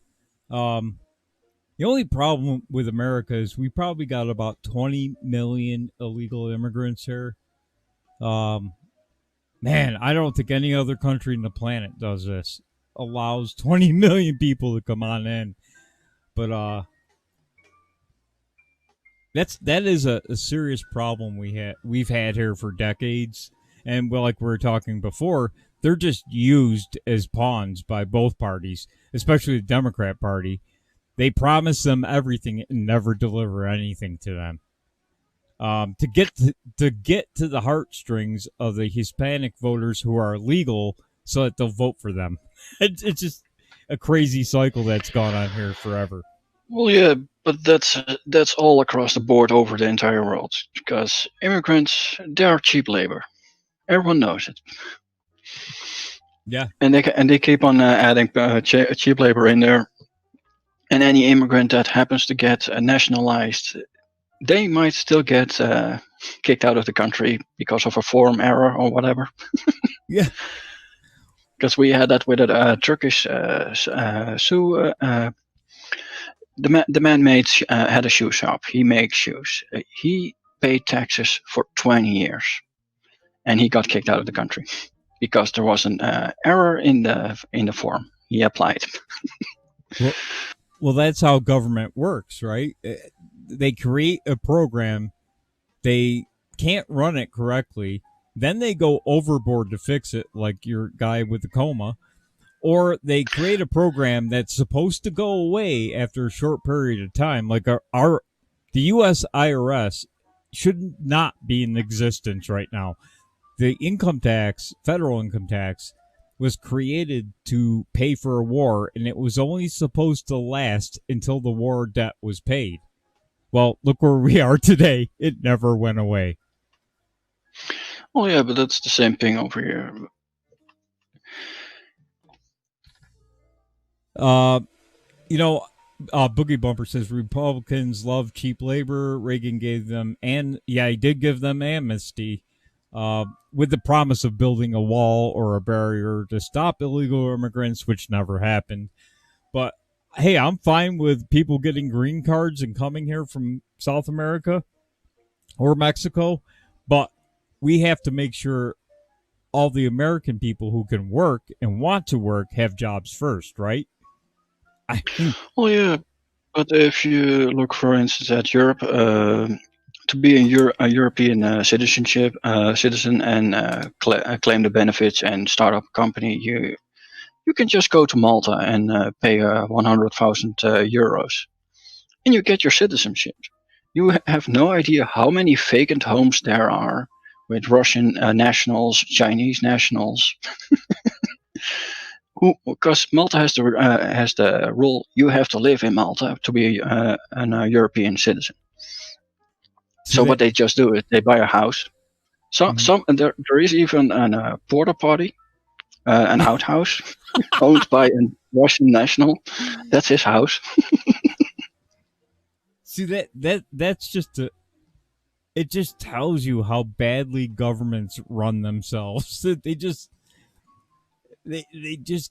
create things that just never work out correctly and cost twice as much, 4 times as much, 7 times as much, and then they just keep trying to limp it along with more money. It's just... Well, yeah, but that's the thing. They don't revise a law; they amend a law, and the amendments are the money sinks, because everyone who wants to chip in to get some extra funding will will put it in that amendment. Well, here's a prime example. Here in New York, we have what's called the New York State Thruway. It's called I-90. That was built way back in the 50s, 60s, I think it was completed. And they had toll. It's a toll road, right? And once the tolls equaled enough money to pay for the thruway, the tolls were supposed to go away. Well, guess what? The tolls are still there, and they're like 50 times what they were originally, because the government just they hired thousands of people. And well, yeah, we have the even absurder concept. We call it the quarter of cock, and that was from a prime minister, Wim Kok, K-O-K, not C-O-C-K. I was gonna say, but yeah. The thing was, during the 70s, we had the oil crisis, so the quarter of cock became a thing. The oil crisis went away. That quarter is still on the tax for fuels. Yeah, see, once they create something, it never goes away. Ever. Even though they promise you, it will go away. No matter what. If you want to stick around, Victor, I got a story Boogie Bumper sent me related to your comatose person. Sure. Sydney Morning Herald.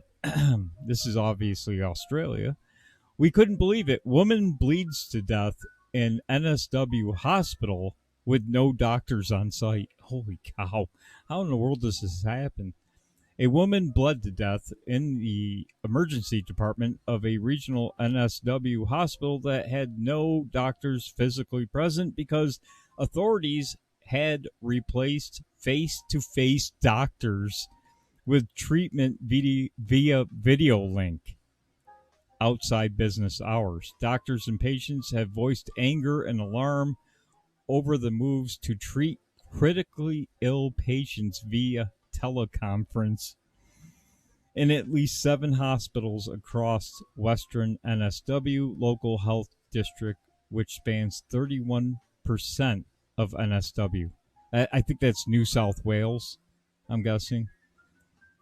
Let me see if I can get down to... So they're doing, instead of having a doctor on site, they have a teleconference.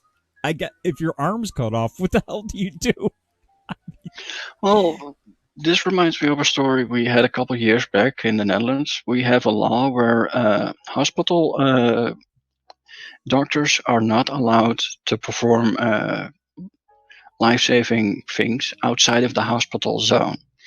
So there was a lady who got run over by an ambulance right in front of the hospital.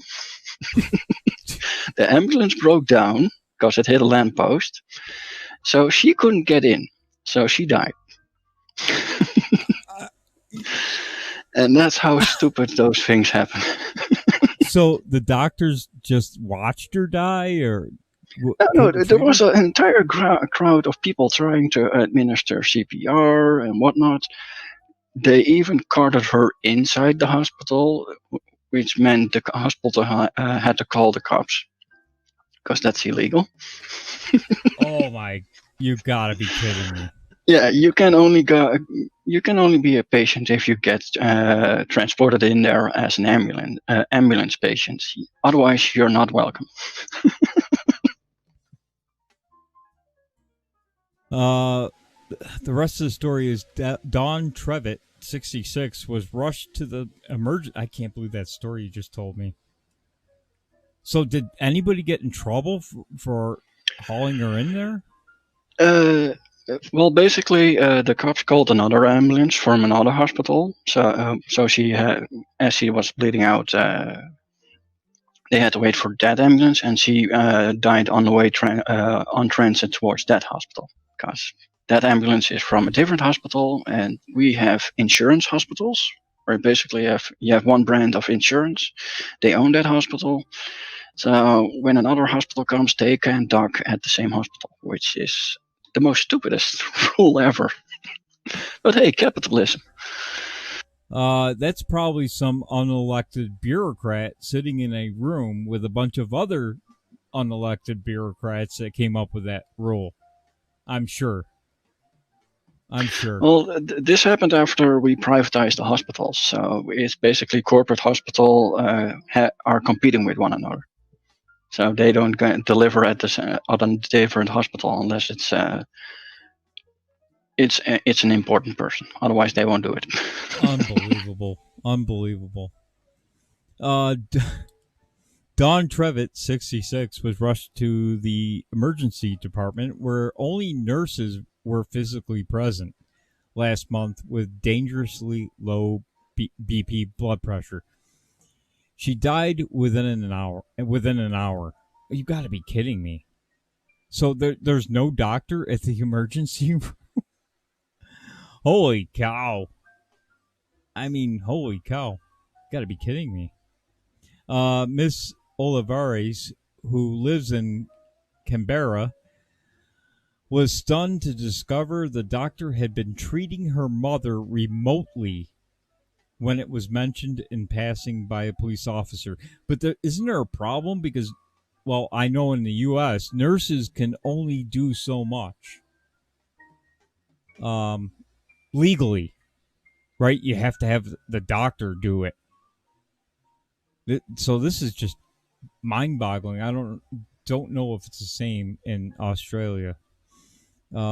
She said the case was referred to the coroner because the doctor wasn't comfortable signing off on a cause of death, which was ultimately determined to be gastrointestinal bleed that sent Mrs. Trevitt into cardiac arrest. Ms. Trevitt, a school teacher, has been remembered as a lively and funny, energetic woman who, I know a lot of countries say the U.S. hospitals are terrible, but if she came here, she would have seen a doctor and probably lived, even though our politicians are trying to change all that. Well, the main problem is the whole liability law, where a practicing doctor can't practice medicine outside of their professional range, for instance, which is kind of stupid because even a brain surgeon is not allowed to administer CPR when he's at a festival. But in the U.S., and I know this from personal experience, there's always a doctor in some field that's in the hospital somewhere. Because that happened with my father. We took him in the middle of the night, and they said, "No, this is something cardiac." And within 10 minutes, a cardiac surgeon was down there. So, we're fortunate enough to have that. But they think our politicians here want to essentially take over all of healthcare. And jeez, I'm not a fan of that. Trust me.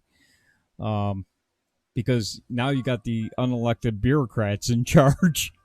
And look how swimmingly they're doing with the coronavirus here.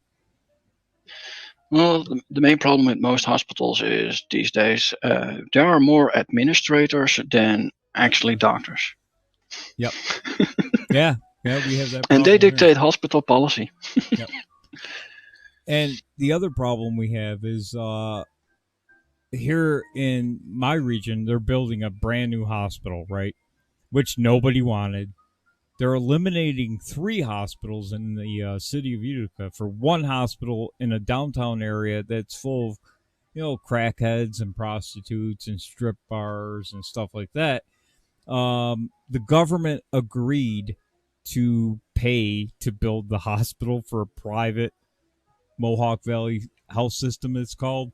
It's a private company.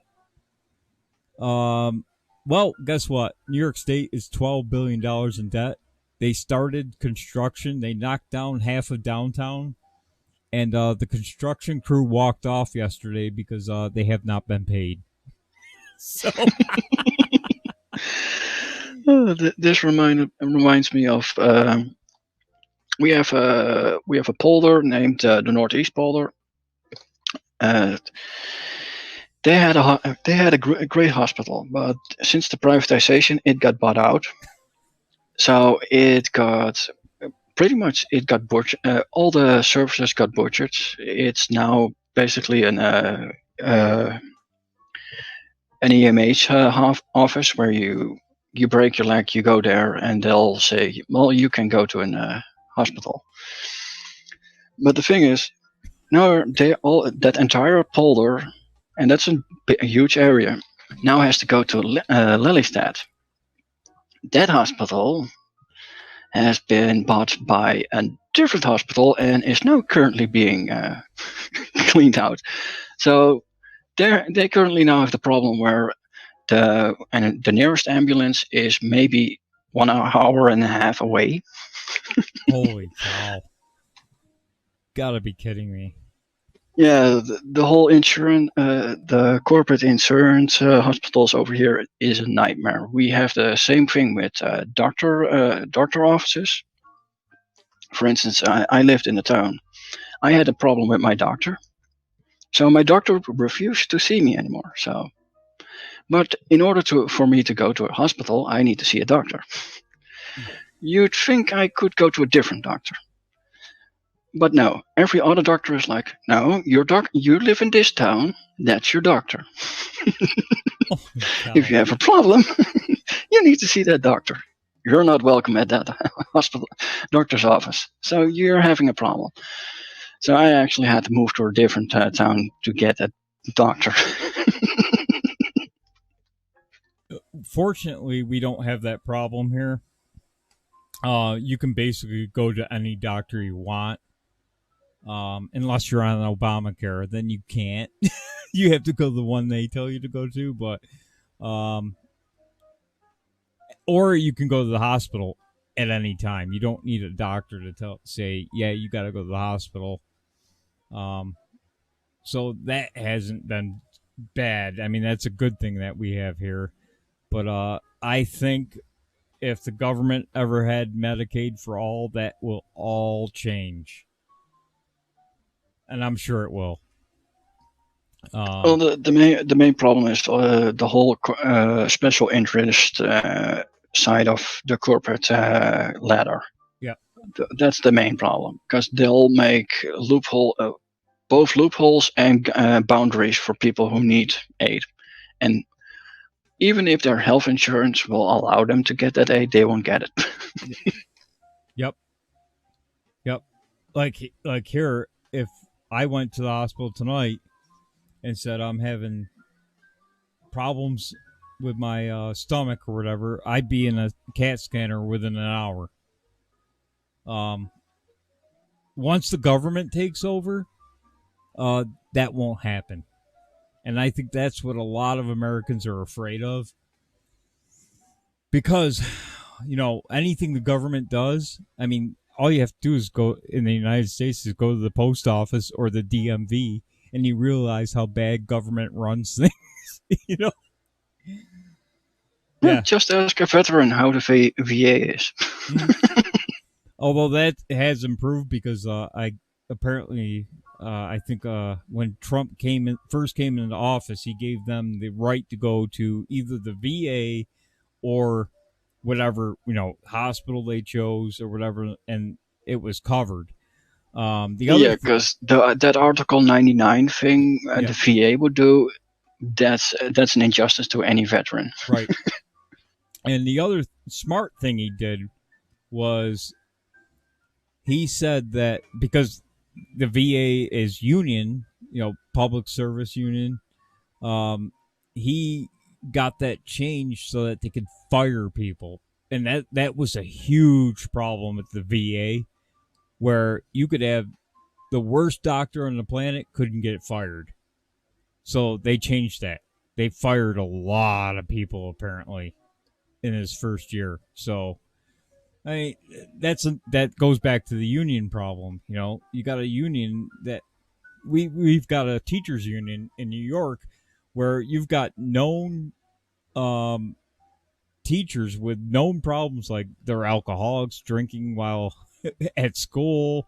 You got teachers that have beaten up kids, gotten involved sexually with kids, and they don't get fired. We still pay them in New York. Well, yeah, but that's the whole thing. They become a protector status, and let's be honest, most people are decent people, but there are going to be people in there who are like, well, I got a protective status, I can do whatever the fuck I want. Right. People think only private hospitals save money. That's false. Government hospitals have budgets too. Yeah, that's... Oh, yeah. Yeah. Yeah, but to quote on Boobies, that's a fallacy of government-owned healthcare. It's even in demand and limited resources. How is public transportation doing? Exactly. Because that is the biggest example ever. Everyone is crying about, oh, we have too many cars, we have too much traffic. Well, if you go back 30 years, you had a public transportation system, and then it got privatized, and then it got closed down. Yep. Just like our railway system, it's called Amtrak. The government has to give it money every year to keep it afloat. Oh yeah, well, the best bit is we Dutch have the national railway system. We have a running gag where you'll have traffic reports, and then you'll have railway reports, because every single day something breaks down at that railway. So we have a saying: the National Railway Association deploys buses. The problem these days is, since bus companies are limiting their fleet of buses, they no longer are able to deploy buses. Oh, it just boggles your mind how they come up with these things, and then it's just an abject failure. It like Utica has a whole, called the MTA, I think it is. It's a bus, right?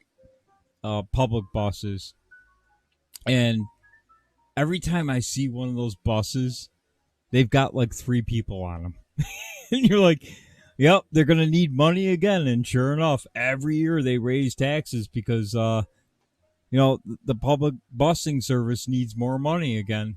It's just nonstop. It never ends. Well, like Boogie stated, the government's privatized transport through outsourced responsibility.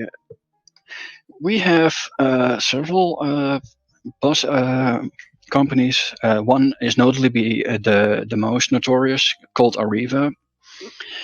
They still run the same buses they had when the government gave them. So I've been in a bus when I went to high school, and literally the rear end broke off. So the bus was in 2 pieces after hitting a speed bump. And they still drive them to these days. So they're basically running through buses until they no longer have buses, and then claim file for bankruptcy. And then entire towns get desolated by having no longer public transport. Will your government bail them out like we do here? No, they don't bail them out. It's like for instance, we had a whole, even I had a problem with my student loans. I ended up taking them to court and actually got a decent amount back on top of my student loans. There are free CEOs on that board. They remodeled their building for $1 billion. And before you think, oh, that must be a big building. No, that building only houses about 100 people. So it's basically silver-plated and gold. Oh, it sounds like my brother, well, I shouldn't even say this, but I know people that are in the carpenters union, right? And all their 401k money was invested through the union decides where the money's going, right? Well, they invested with Bernie Madoff. So they all got in cars and drove to Syracuse, which is like an hour away from here. And they said they walked into Union Hall, and it's like these oil paintings of the union leaders in, mahogany walls with all this ornate trim and everything. They go into the room, the meeting room or whatever. All these carpenters, you're talking about a couple hundred carpenters show up, right? Where's my money? What's going on? Union guys get up. They all got 3-piece suits on, probably Armani with, the gold cufflinks. Your money's gone. We invested with Madoff. That's all. And they walked out of the room. In the meantime, they're walking out, and he's like, I'm looking at these oil paintings. They're probably like $100,000 a piece.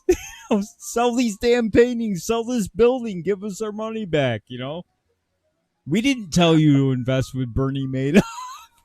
Well, over here we had a movement because we Dutch tend to, we no longer do that, but we invested extremely amount of monies in wars and war companies, like American, the industrial complex, Belgium, Germany. But people were there became a movement where it was no longer an favorable thing to invest in these companies. So everyone jumped on the bandwagon. So no longer investing in the industrial complex. So guess what happened to the pension plans? They got liquidated. So pretty much currently we only have a government pension plan. We no longer have a corporate pension plan because that one got liquidated. Unbelievable. And that's what woke movements get you.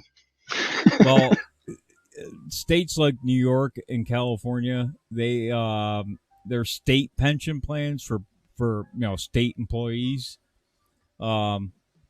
is in serious trouble. Nobody talks about it, but it's a dark cloud that hangs over both states, especially California. But New York is bad too. And I know people personally that worked for the state of New York, right? They got in when they were 21 years old. They retired at 42. Retired with full retirement from the state. So after you put your 20 years in, you got to retire with the state of New York, even if you're 42, right? A lot of guys, what they would do is their last 3 years of work, they would work as much overtime as they could possibly get their hands on. Why? Because when they retired, they got the money they were making for the last 3 years. So New York State is in a massive hole when it comes to the retirement fund. It's so bad that it's like nobody even wants to look at it or talk about it.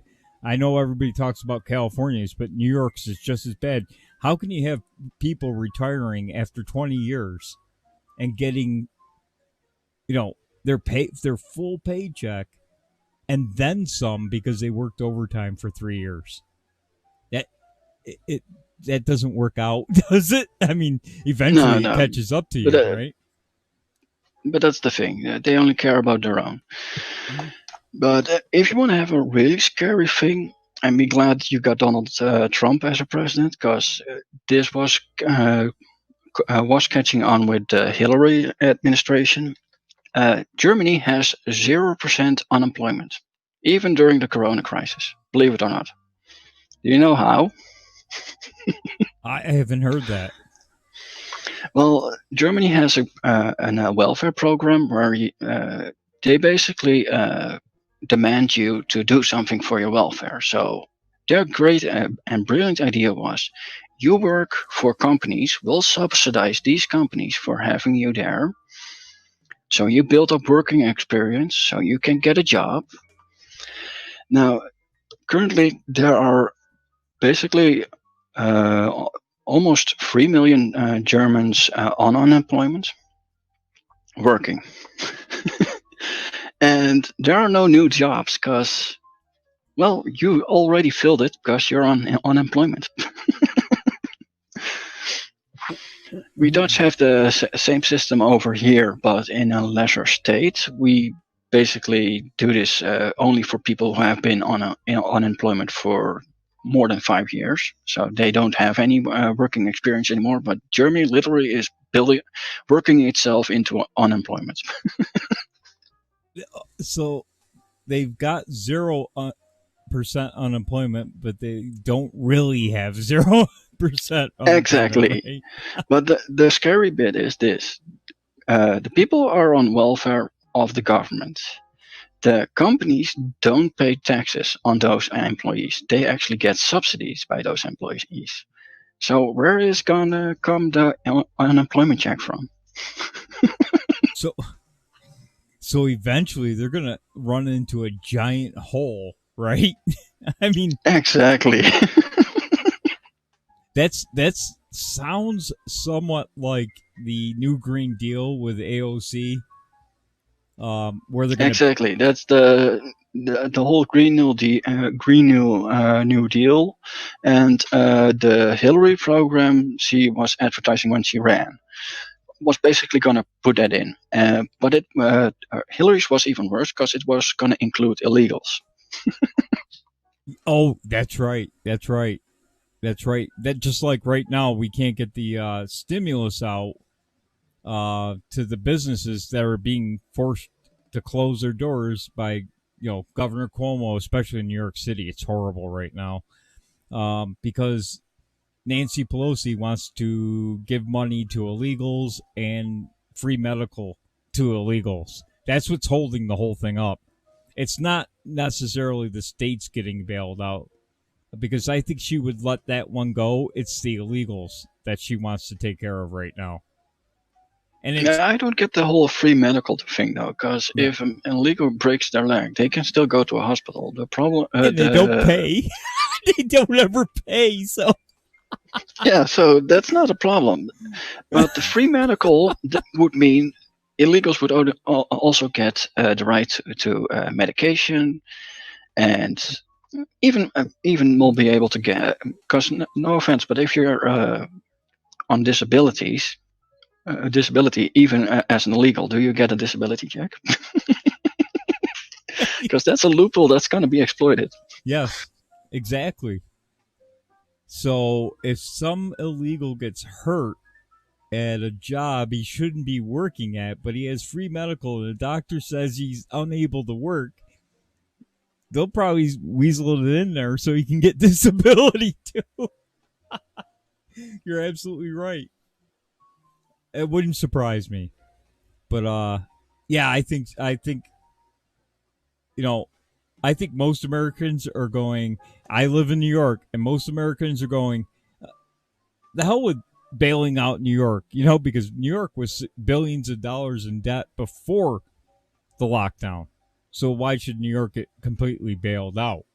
And we're doing it to ourselves. Nobody's telling us to lock down. The governor is just doing it, right? Randomly, too, without rhyme or reason. So I think most Americans in the country are going, don't bail these states out. Why should you?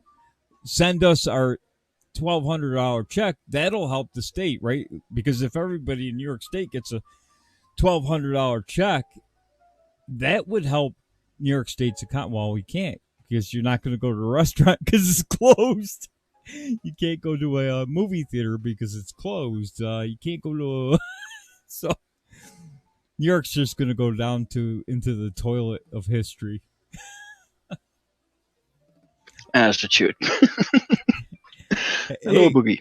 Yeah, Victor. Hey, can you hear me? Yes, I can hear you. I can't stay. I just had to jump on just very quickly because Victor's story about the German unemployment reminded me of something that happened to a friend of mine here. It's so German. So, I know Victor knows this. So I was raised by a German. But my friend was on the train once, and it was him, and there was a group of German students on the train with him. And this homeless guy was going up and down the train, asking people for money. And he went up to these group of German people, these young German guys. And he said, "Hey, mate, can I get $1?" And one of the Germans turned around to him and said, "Yes, but what are you going to do for this $1?" This homeless guy. So they made him do a little dance in the train. And they said, very good performance. And here's your $1. Thank you very much. So when he was talking about zero unemployment, it's that's a fucking very German thing. That makes total sense to me. It's a very European thing. If you go to the Netherlands, for instance, and you want to have a tour of the town, don't get those tourist trap tours. Right. Just pay a hobo. It only costs you $2. And you get the craziest stories. I'll tell you. All right, I got to jump out. I was in the middle of something I just wanted to share. All right, see you later. All right, Boogie, thank see you. Ya.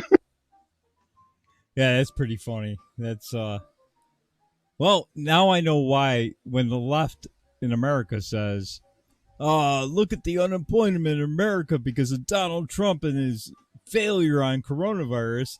Europe has got great unemployment. Now I know why. because they're paying people from the government. All right. Yay. Well, my gripe with Trump is he's been praising the Northern European nations like Finland, Norway, and the likes. They are worse.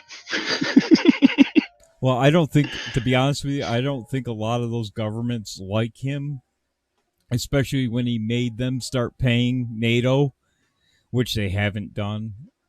United States was bearing the brunt of that for the longest time. The United States and the Benelux, Belgium, Luxembourg, and the Netherlands. Because that's with the European Union, everyone always talked about France has the deciding vote or Germany has the deciding vote. Right. Look at the Corona crisis. They all need money. Yep. Who is currently saying you don't get money? So France and France is one of the countries that's saying you don't get money, right? No, it's the Netherlands. Oh. Because France doesn't have money. Germany doesn't have money. And that's who he was really after about paying NATO, because he kept complaining about Germany and how they weren't paying any. At one point, I don't even know what they were paying anything. Well, the whole thing is America has troops stationed in bases stationed in France and Germany, and has been paying them ever since the Second World War. Mm-hmm. Germany hasn't done anything about that. They've been quietly collecting, and now Trump is pulling out all the funding. Guess what Poland is doing, which is kind of scary for Germany. They currently have over 200,000 people who are in militias because they fear Russia might come around again because of the whole Ukrainian problem. Mm-hmm. But the thing is, those militias, they're going to head towards Germany, since Germany has been bitching about Poland for the past 30 decades now. And these aren't lightly armored militias. They have tanks, they have everything. So what I still don't get is why the U.S. has been there since World War II. It's still... Well, they've been there because of the Cold War. But ever since the wall broke, those bases could have left. Right, exactly. But I think Germany... when you look at the Clinton administration, Clinton even increased those bases. Well, I think Germany wants Ramstein, for instance, got expanded exponentially after the Cold War, which is weird. Yeah, it doesn't make any sense, does it? And I think in some sense that's why they keep making the Russians, although they are dangerous, the boogeyman, to just keep it there and not pull it out, right? Boogie, it's the Russian side of Poland that doesn't want to join Russia.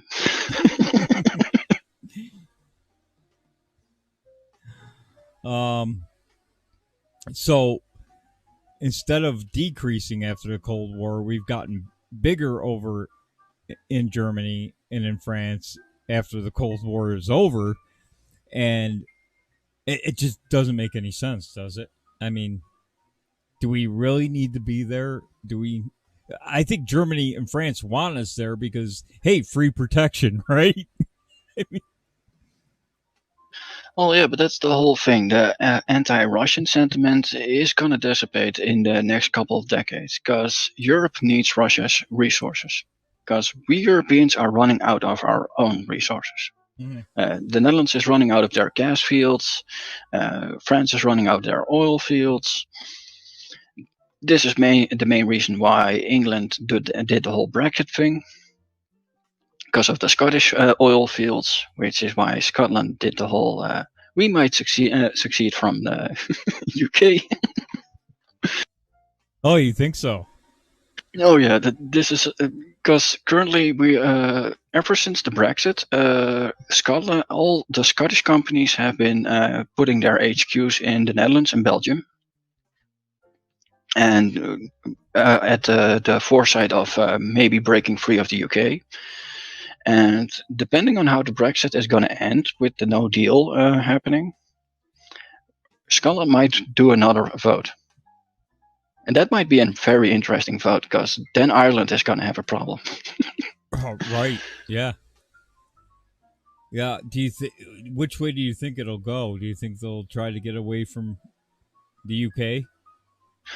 If Scotland is going to vote again, they're going to go out of the UK for sure. Because the first time it was a joke, now the second time will be serious. And the UK hasn't been, England hasn't been kind ever after the vote. The whole COVID crackdown and all those other and the tax plans they have been putting in before Boris Johnson. So Boris Johnson is kind of the wild card. He might save it or he might break it. Yeah.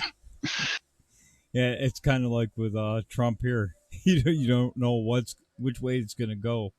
Although I'll give him Boogie, a lot of credit. Scotland isn't the welfare pit; it's Wales. Wales. I'll give him credit. No new wars since he got in office, so that's a good thing. And the Middle East seems to be calming down quite a bit. Well, yeah, but that's the whole thing with the whole Biden explosion of Intel. Because if you look at the SEAL team stories, if they're true, people say, "Oh, the Obama administration is going to get flack for that." Even the Bush administration is going to get flack for that. Yep, and they should. And depending on how big it is, you guys might actually get the Patriot Act revoked as an illegal law. I had a story from True Pundit where CBS News 60 Minutes spiked the story on Osama bin Laden in Iran. The White House feared story could destroy Obama's reelection. So they were worried about Obama's reelection, but he was in Iran during Bush, and they knew it too. So way back when, before Obama's reelection, they knew about this, but they didn't run the story. That shows you how corrupt the media has become, I think, across the globe. They're hiding things that are negative toward the guy they like. You know, the guy that fits their narrative. It's weird times that you're starting to see the media being exposed for what they are. It's just unbelievable. Now, if this was Trump that was running for re-election and they had this story 60 Minutes, do you think they would have spiked it? Well, look at how they spiked the whole the pedo scandal with Jeffrey Epstein. Yep. Yeah. And that wasn't even a political pundit. No. Well, it would have hurt a lot of politicians, that's for sure. If they actually did their job and started digging, but they didn't. Yeah, both media is just an extension of the State Department, Boogie says. Both Bush and Obama were under the thumb. Exactly. And I'm one of those people that when Bush came around, I was like, and 9/11 happened, I'll admit it, I jumped on that whole, let's get them. And now I'm looking back going, Jesus, this whole thing was just nothing but a farce to get us into a bunch of wars for the industrial complex. They had to have a war, right? And Obama came in, did the same thing. He messed up Libya, he messed up Egypt, got into Syria. It was just like 20 years plus of wars, right?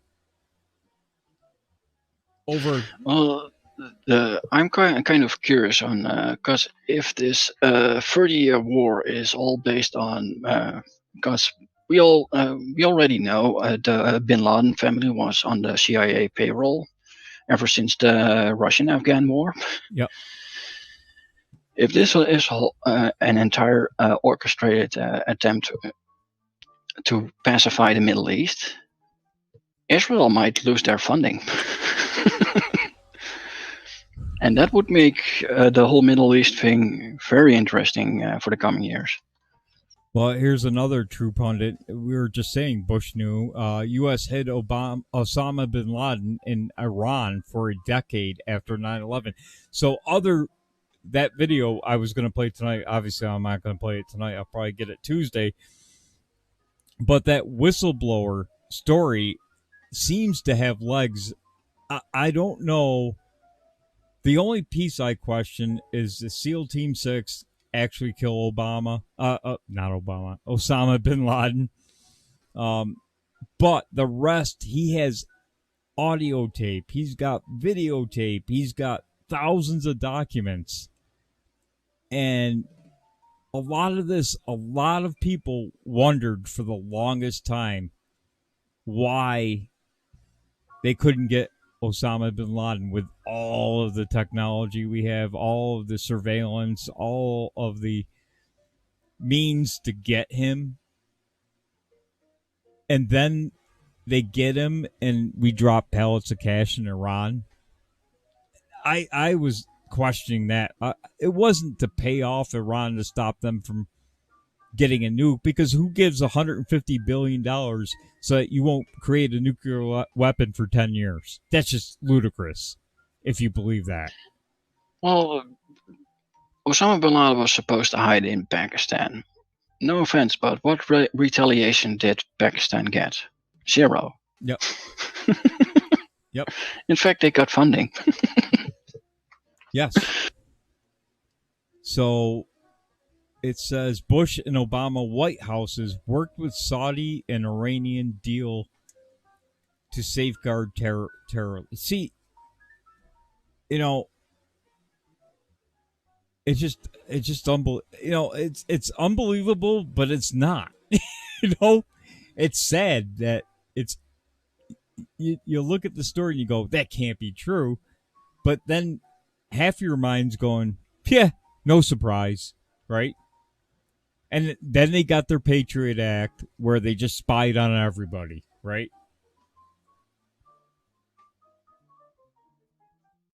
And you guys can't be happy about that Patriot Act either, because we're doing it to everybody in the world. We're not just doing it here, you know? Oh, no, but that's the whole thing. Ever since the 1900s, what was that president? He was running up against Roosevelt, who basically made the whole police the world a thing. Ever since then, after the whole Second World War, Europe has been looking at America for guidance. Yeah. How do you run things over there? We'll do that. Yeah. Exactly. Looking at the chat here. Yeah, you know, it doesn't surprise me about George Bush, because he's like buddy with Obama all of a sudden. It's just all a show. How Obama was ripping on him for 8 years, you know, blaming him for everything. But then they're like hugging each other and they're like shaking hands going, yeah, we really fooled the entire country, didn't we? You know, this is just unbelievable. I'm interested, and Tuesday I'm going to go through that video about the whistleblower, and of course I question everything. The only thing I watched the video, the only thing I'm not sure on is the SEAL Team 6. Did they really kill Osama bin Laden? But there's a lot of questions with how they disposed of his body, which is absolutely goes against what Muslims believe in, right? You don't just dump a body at sea, right?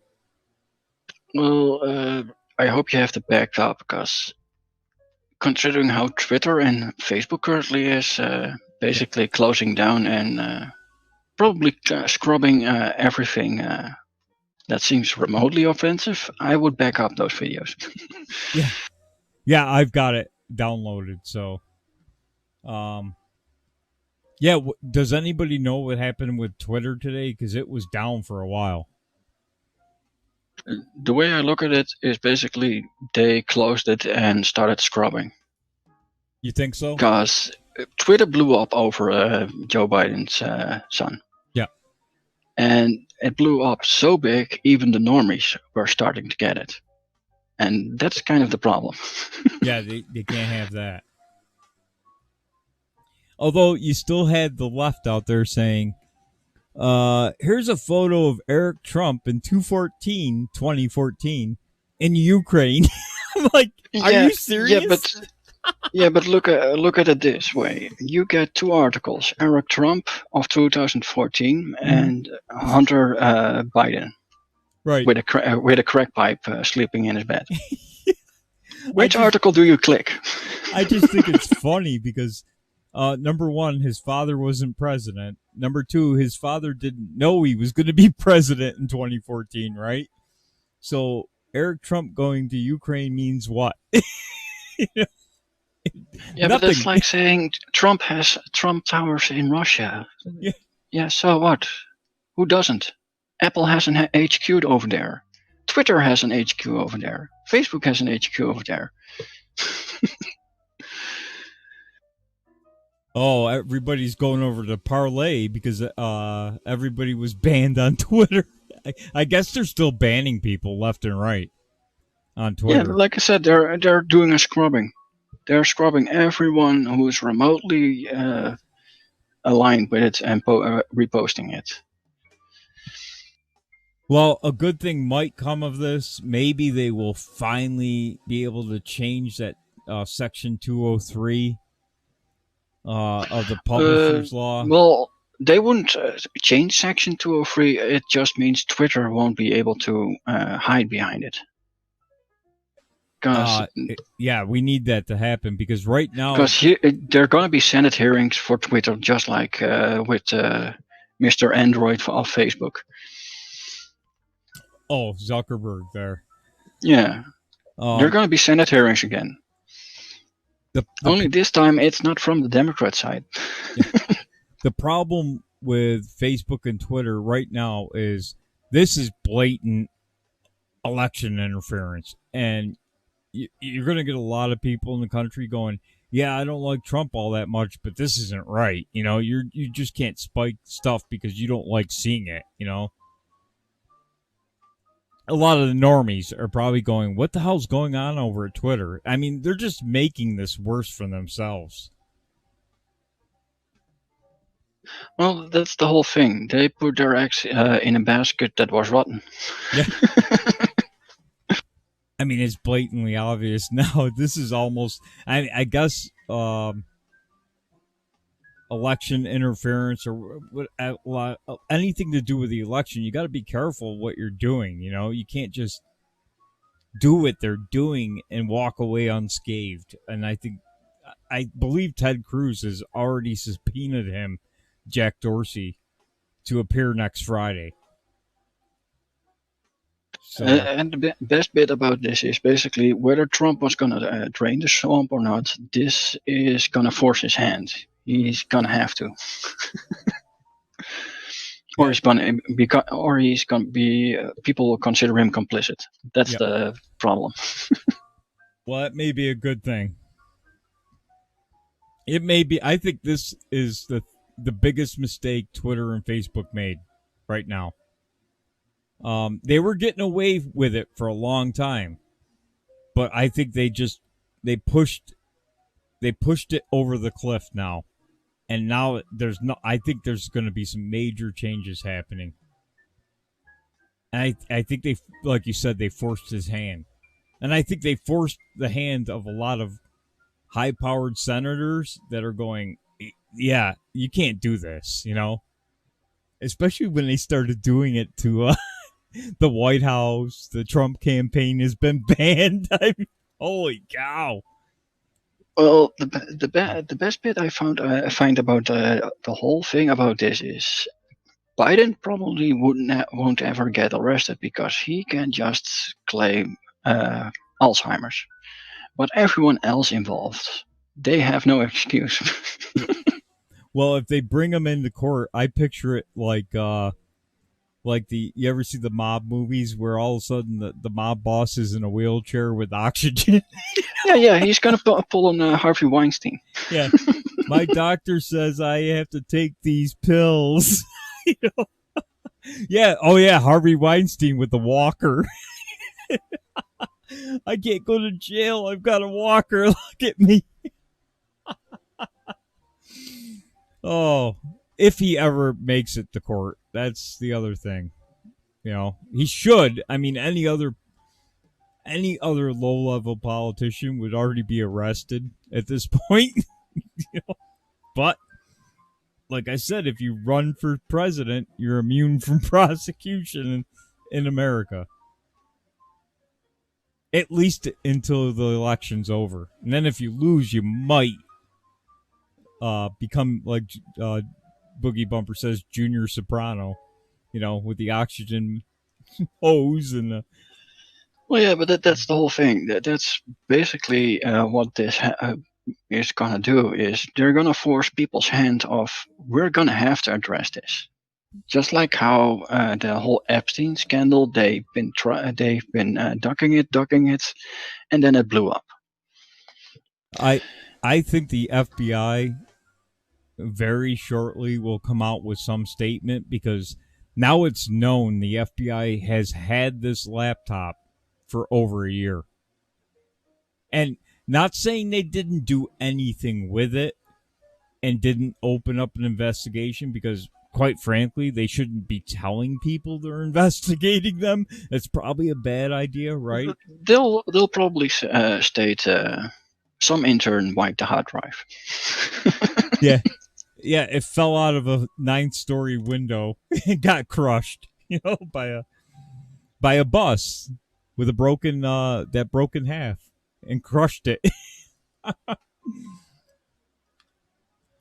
Well, we're way over our time, but thank you. But thank you for having me on. This was a lot of fun. Yeah, it was fun. Anytime. Every Thursday I open up the Discord for anybody to come in, and even if I got stories, you want to talk about something else, that's great, you know. So any Thursday you want to stop on by, Victor, you're more than welcome. Thank you for coming on.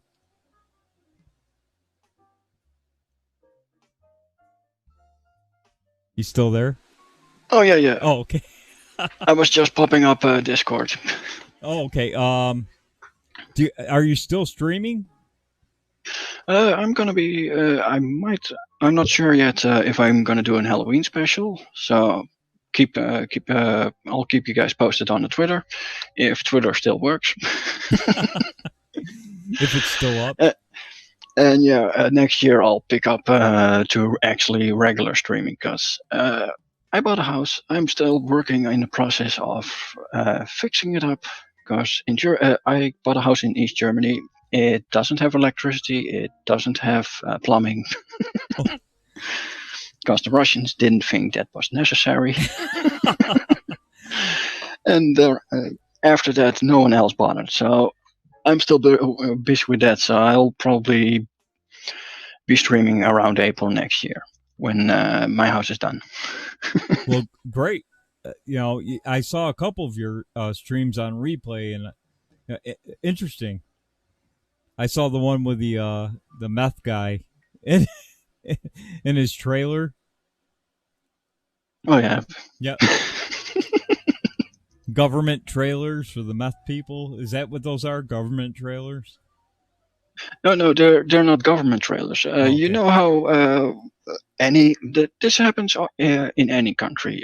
You have people you can't house because they're going to be a problem.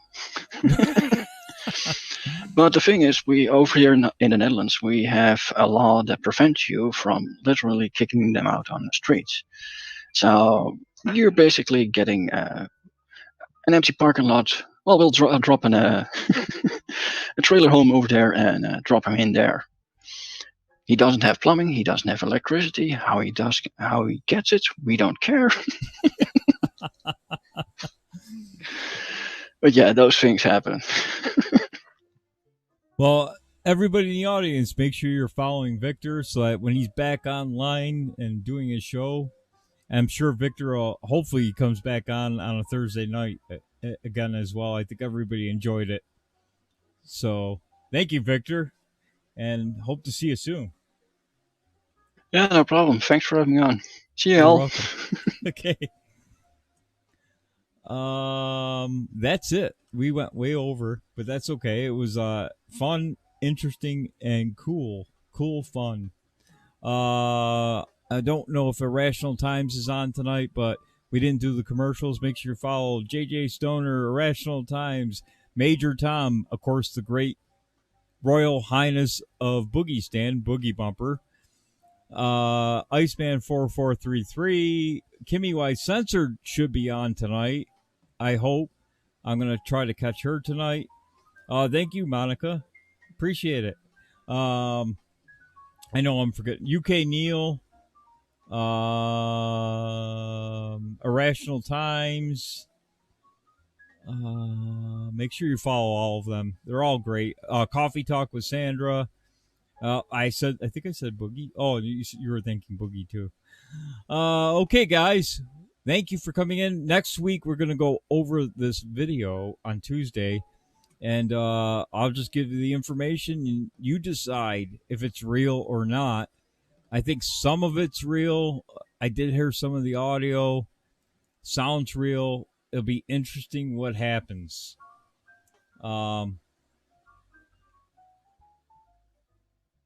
And don't forget, the Daily Boogie tomorrow is at 6 o'clock, back at the normal time. Maybe I can stay awake long enough to watch it or listen to it. All right, guys, we will see. See, I got to do everything manually. You know, I hope they fix this problem. So irritating. All right, guys. Before I go, I'm sorry. Don't forget about the 500 follows in D-Live. Gonna give away 2 t-shirts. When we get to 500, a large JJ Stoner Midget Wednesday kids t-shirt, perfect for the ample girlfriend or wife, and the appreciative husband or boyfriend, or both, if that's what you're into, and a shirt from the Winning TV store on Teespring. A Winning TV shirt, a Speakeasy shirt, or a Promises Kept shirt where you can have Doc Martin on one breast and myself on the other breast. So share out. Get us to 500 on D-Live so we can spin the wheel of death, and we're going to steal that from Boogie Bumper and give away these t-shirts. And then we'll give away another t-shirt or something every 100 after that. All right, maybe when we get to 1,000, we'll stream for 24 hours straight. How about that? Ooh, that'd be interesting. You can watch me sleep for 9 hours online. All right. Thank you, guys. We'll see you next Tuesday. I'll see you in the Boogie Bumper show tomorrow night. I won't be on the show, but I'll be in the chat for sure. After all, I am the Minister of Cart Patrols, so I must be there. Good night, everybody. Oh, I'll unload the chest right now. Hang in there. I'm going to unload that chest.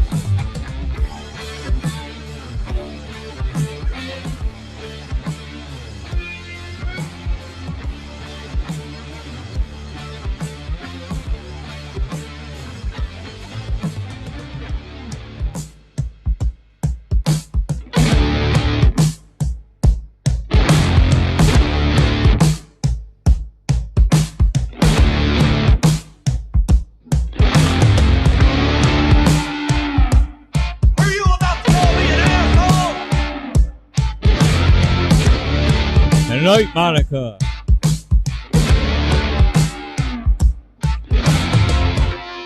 Here you go, Monica. Well, why you almost to the point, so we'll have to hit it back. Oh, I hit the wrong spot.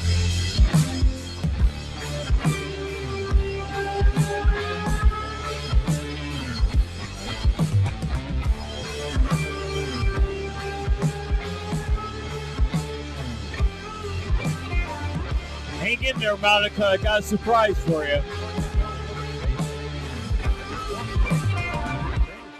But why are you farming for coins when you have a heavy bag?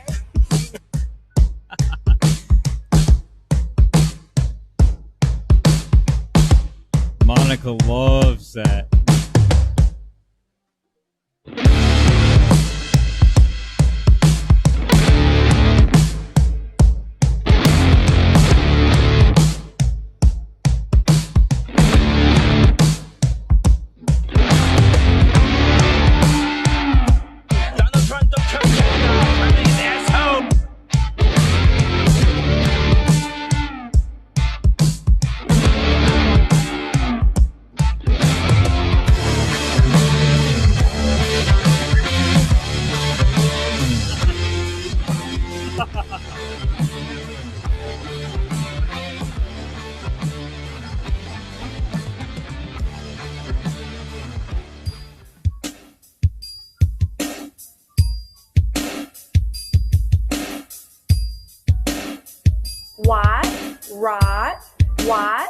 Rod. Oh my gosh, he's on every freaking program there is. In the evening,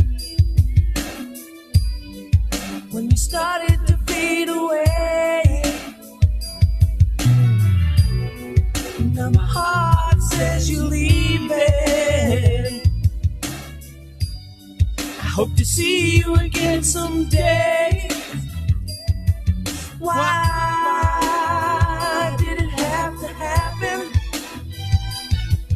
Why did it end this way? Donald Trump doesn't asshole.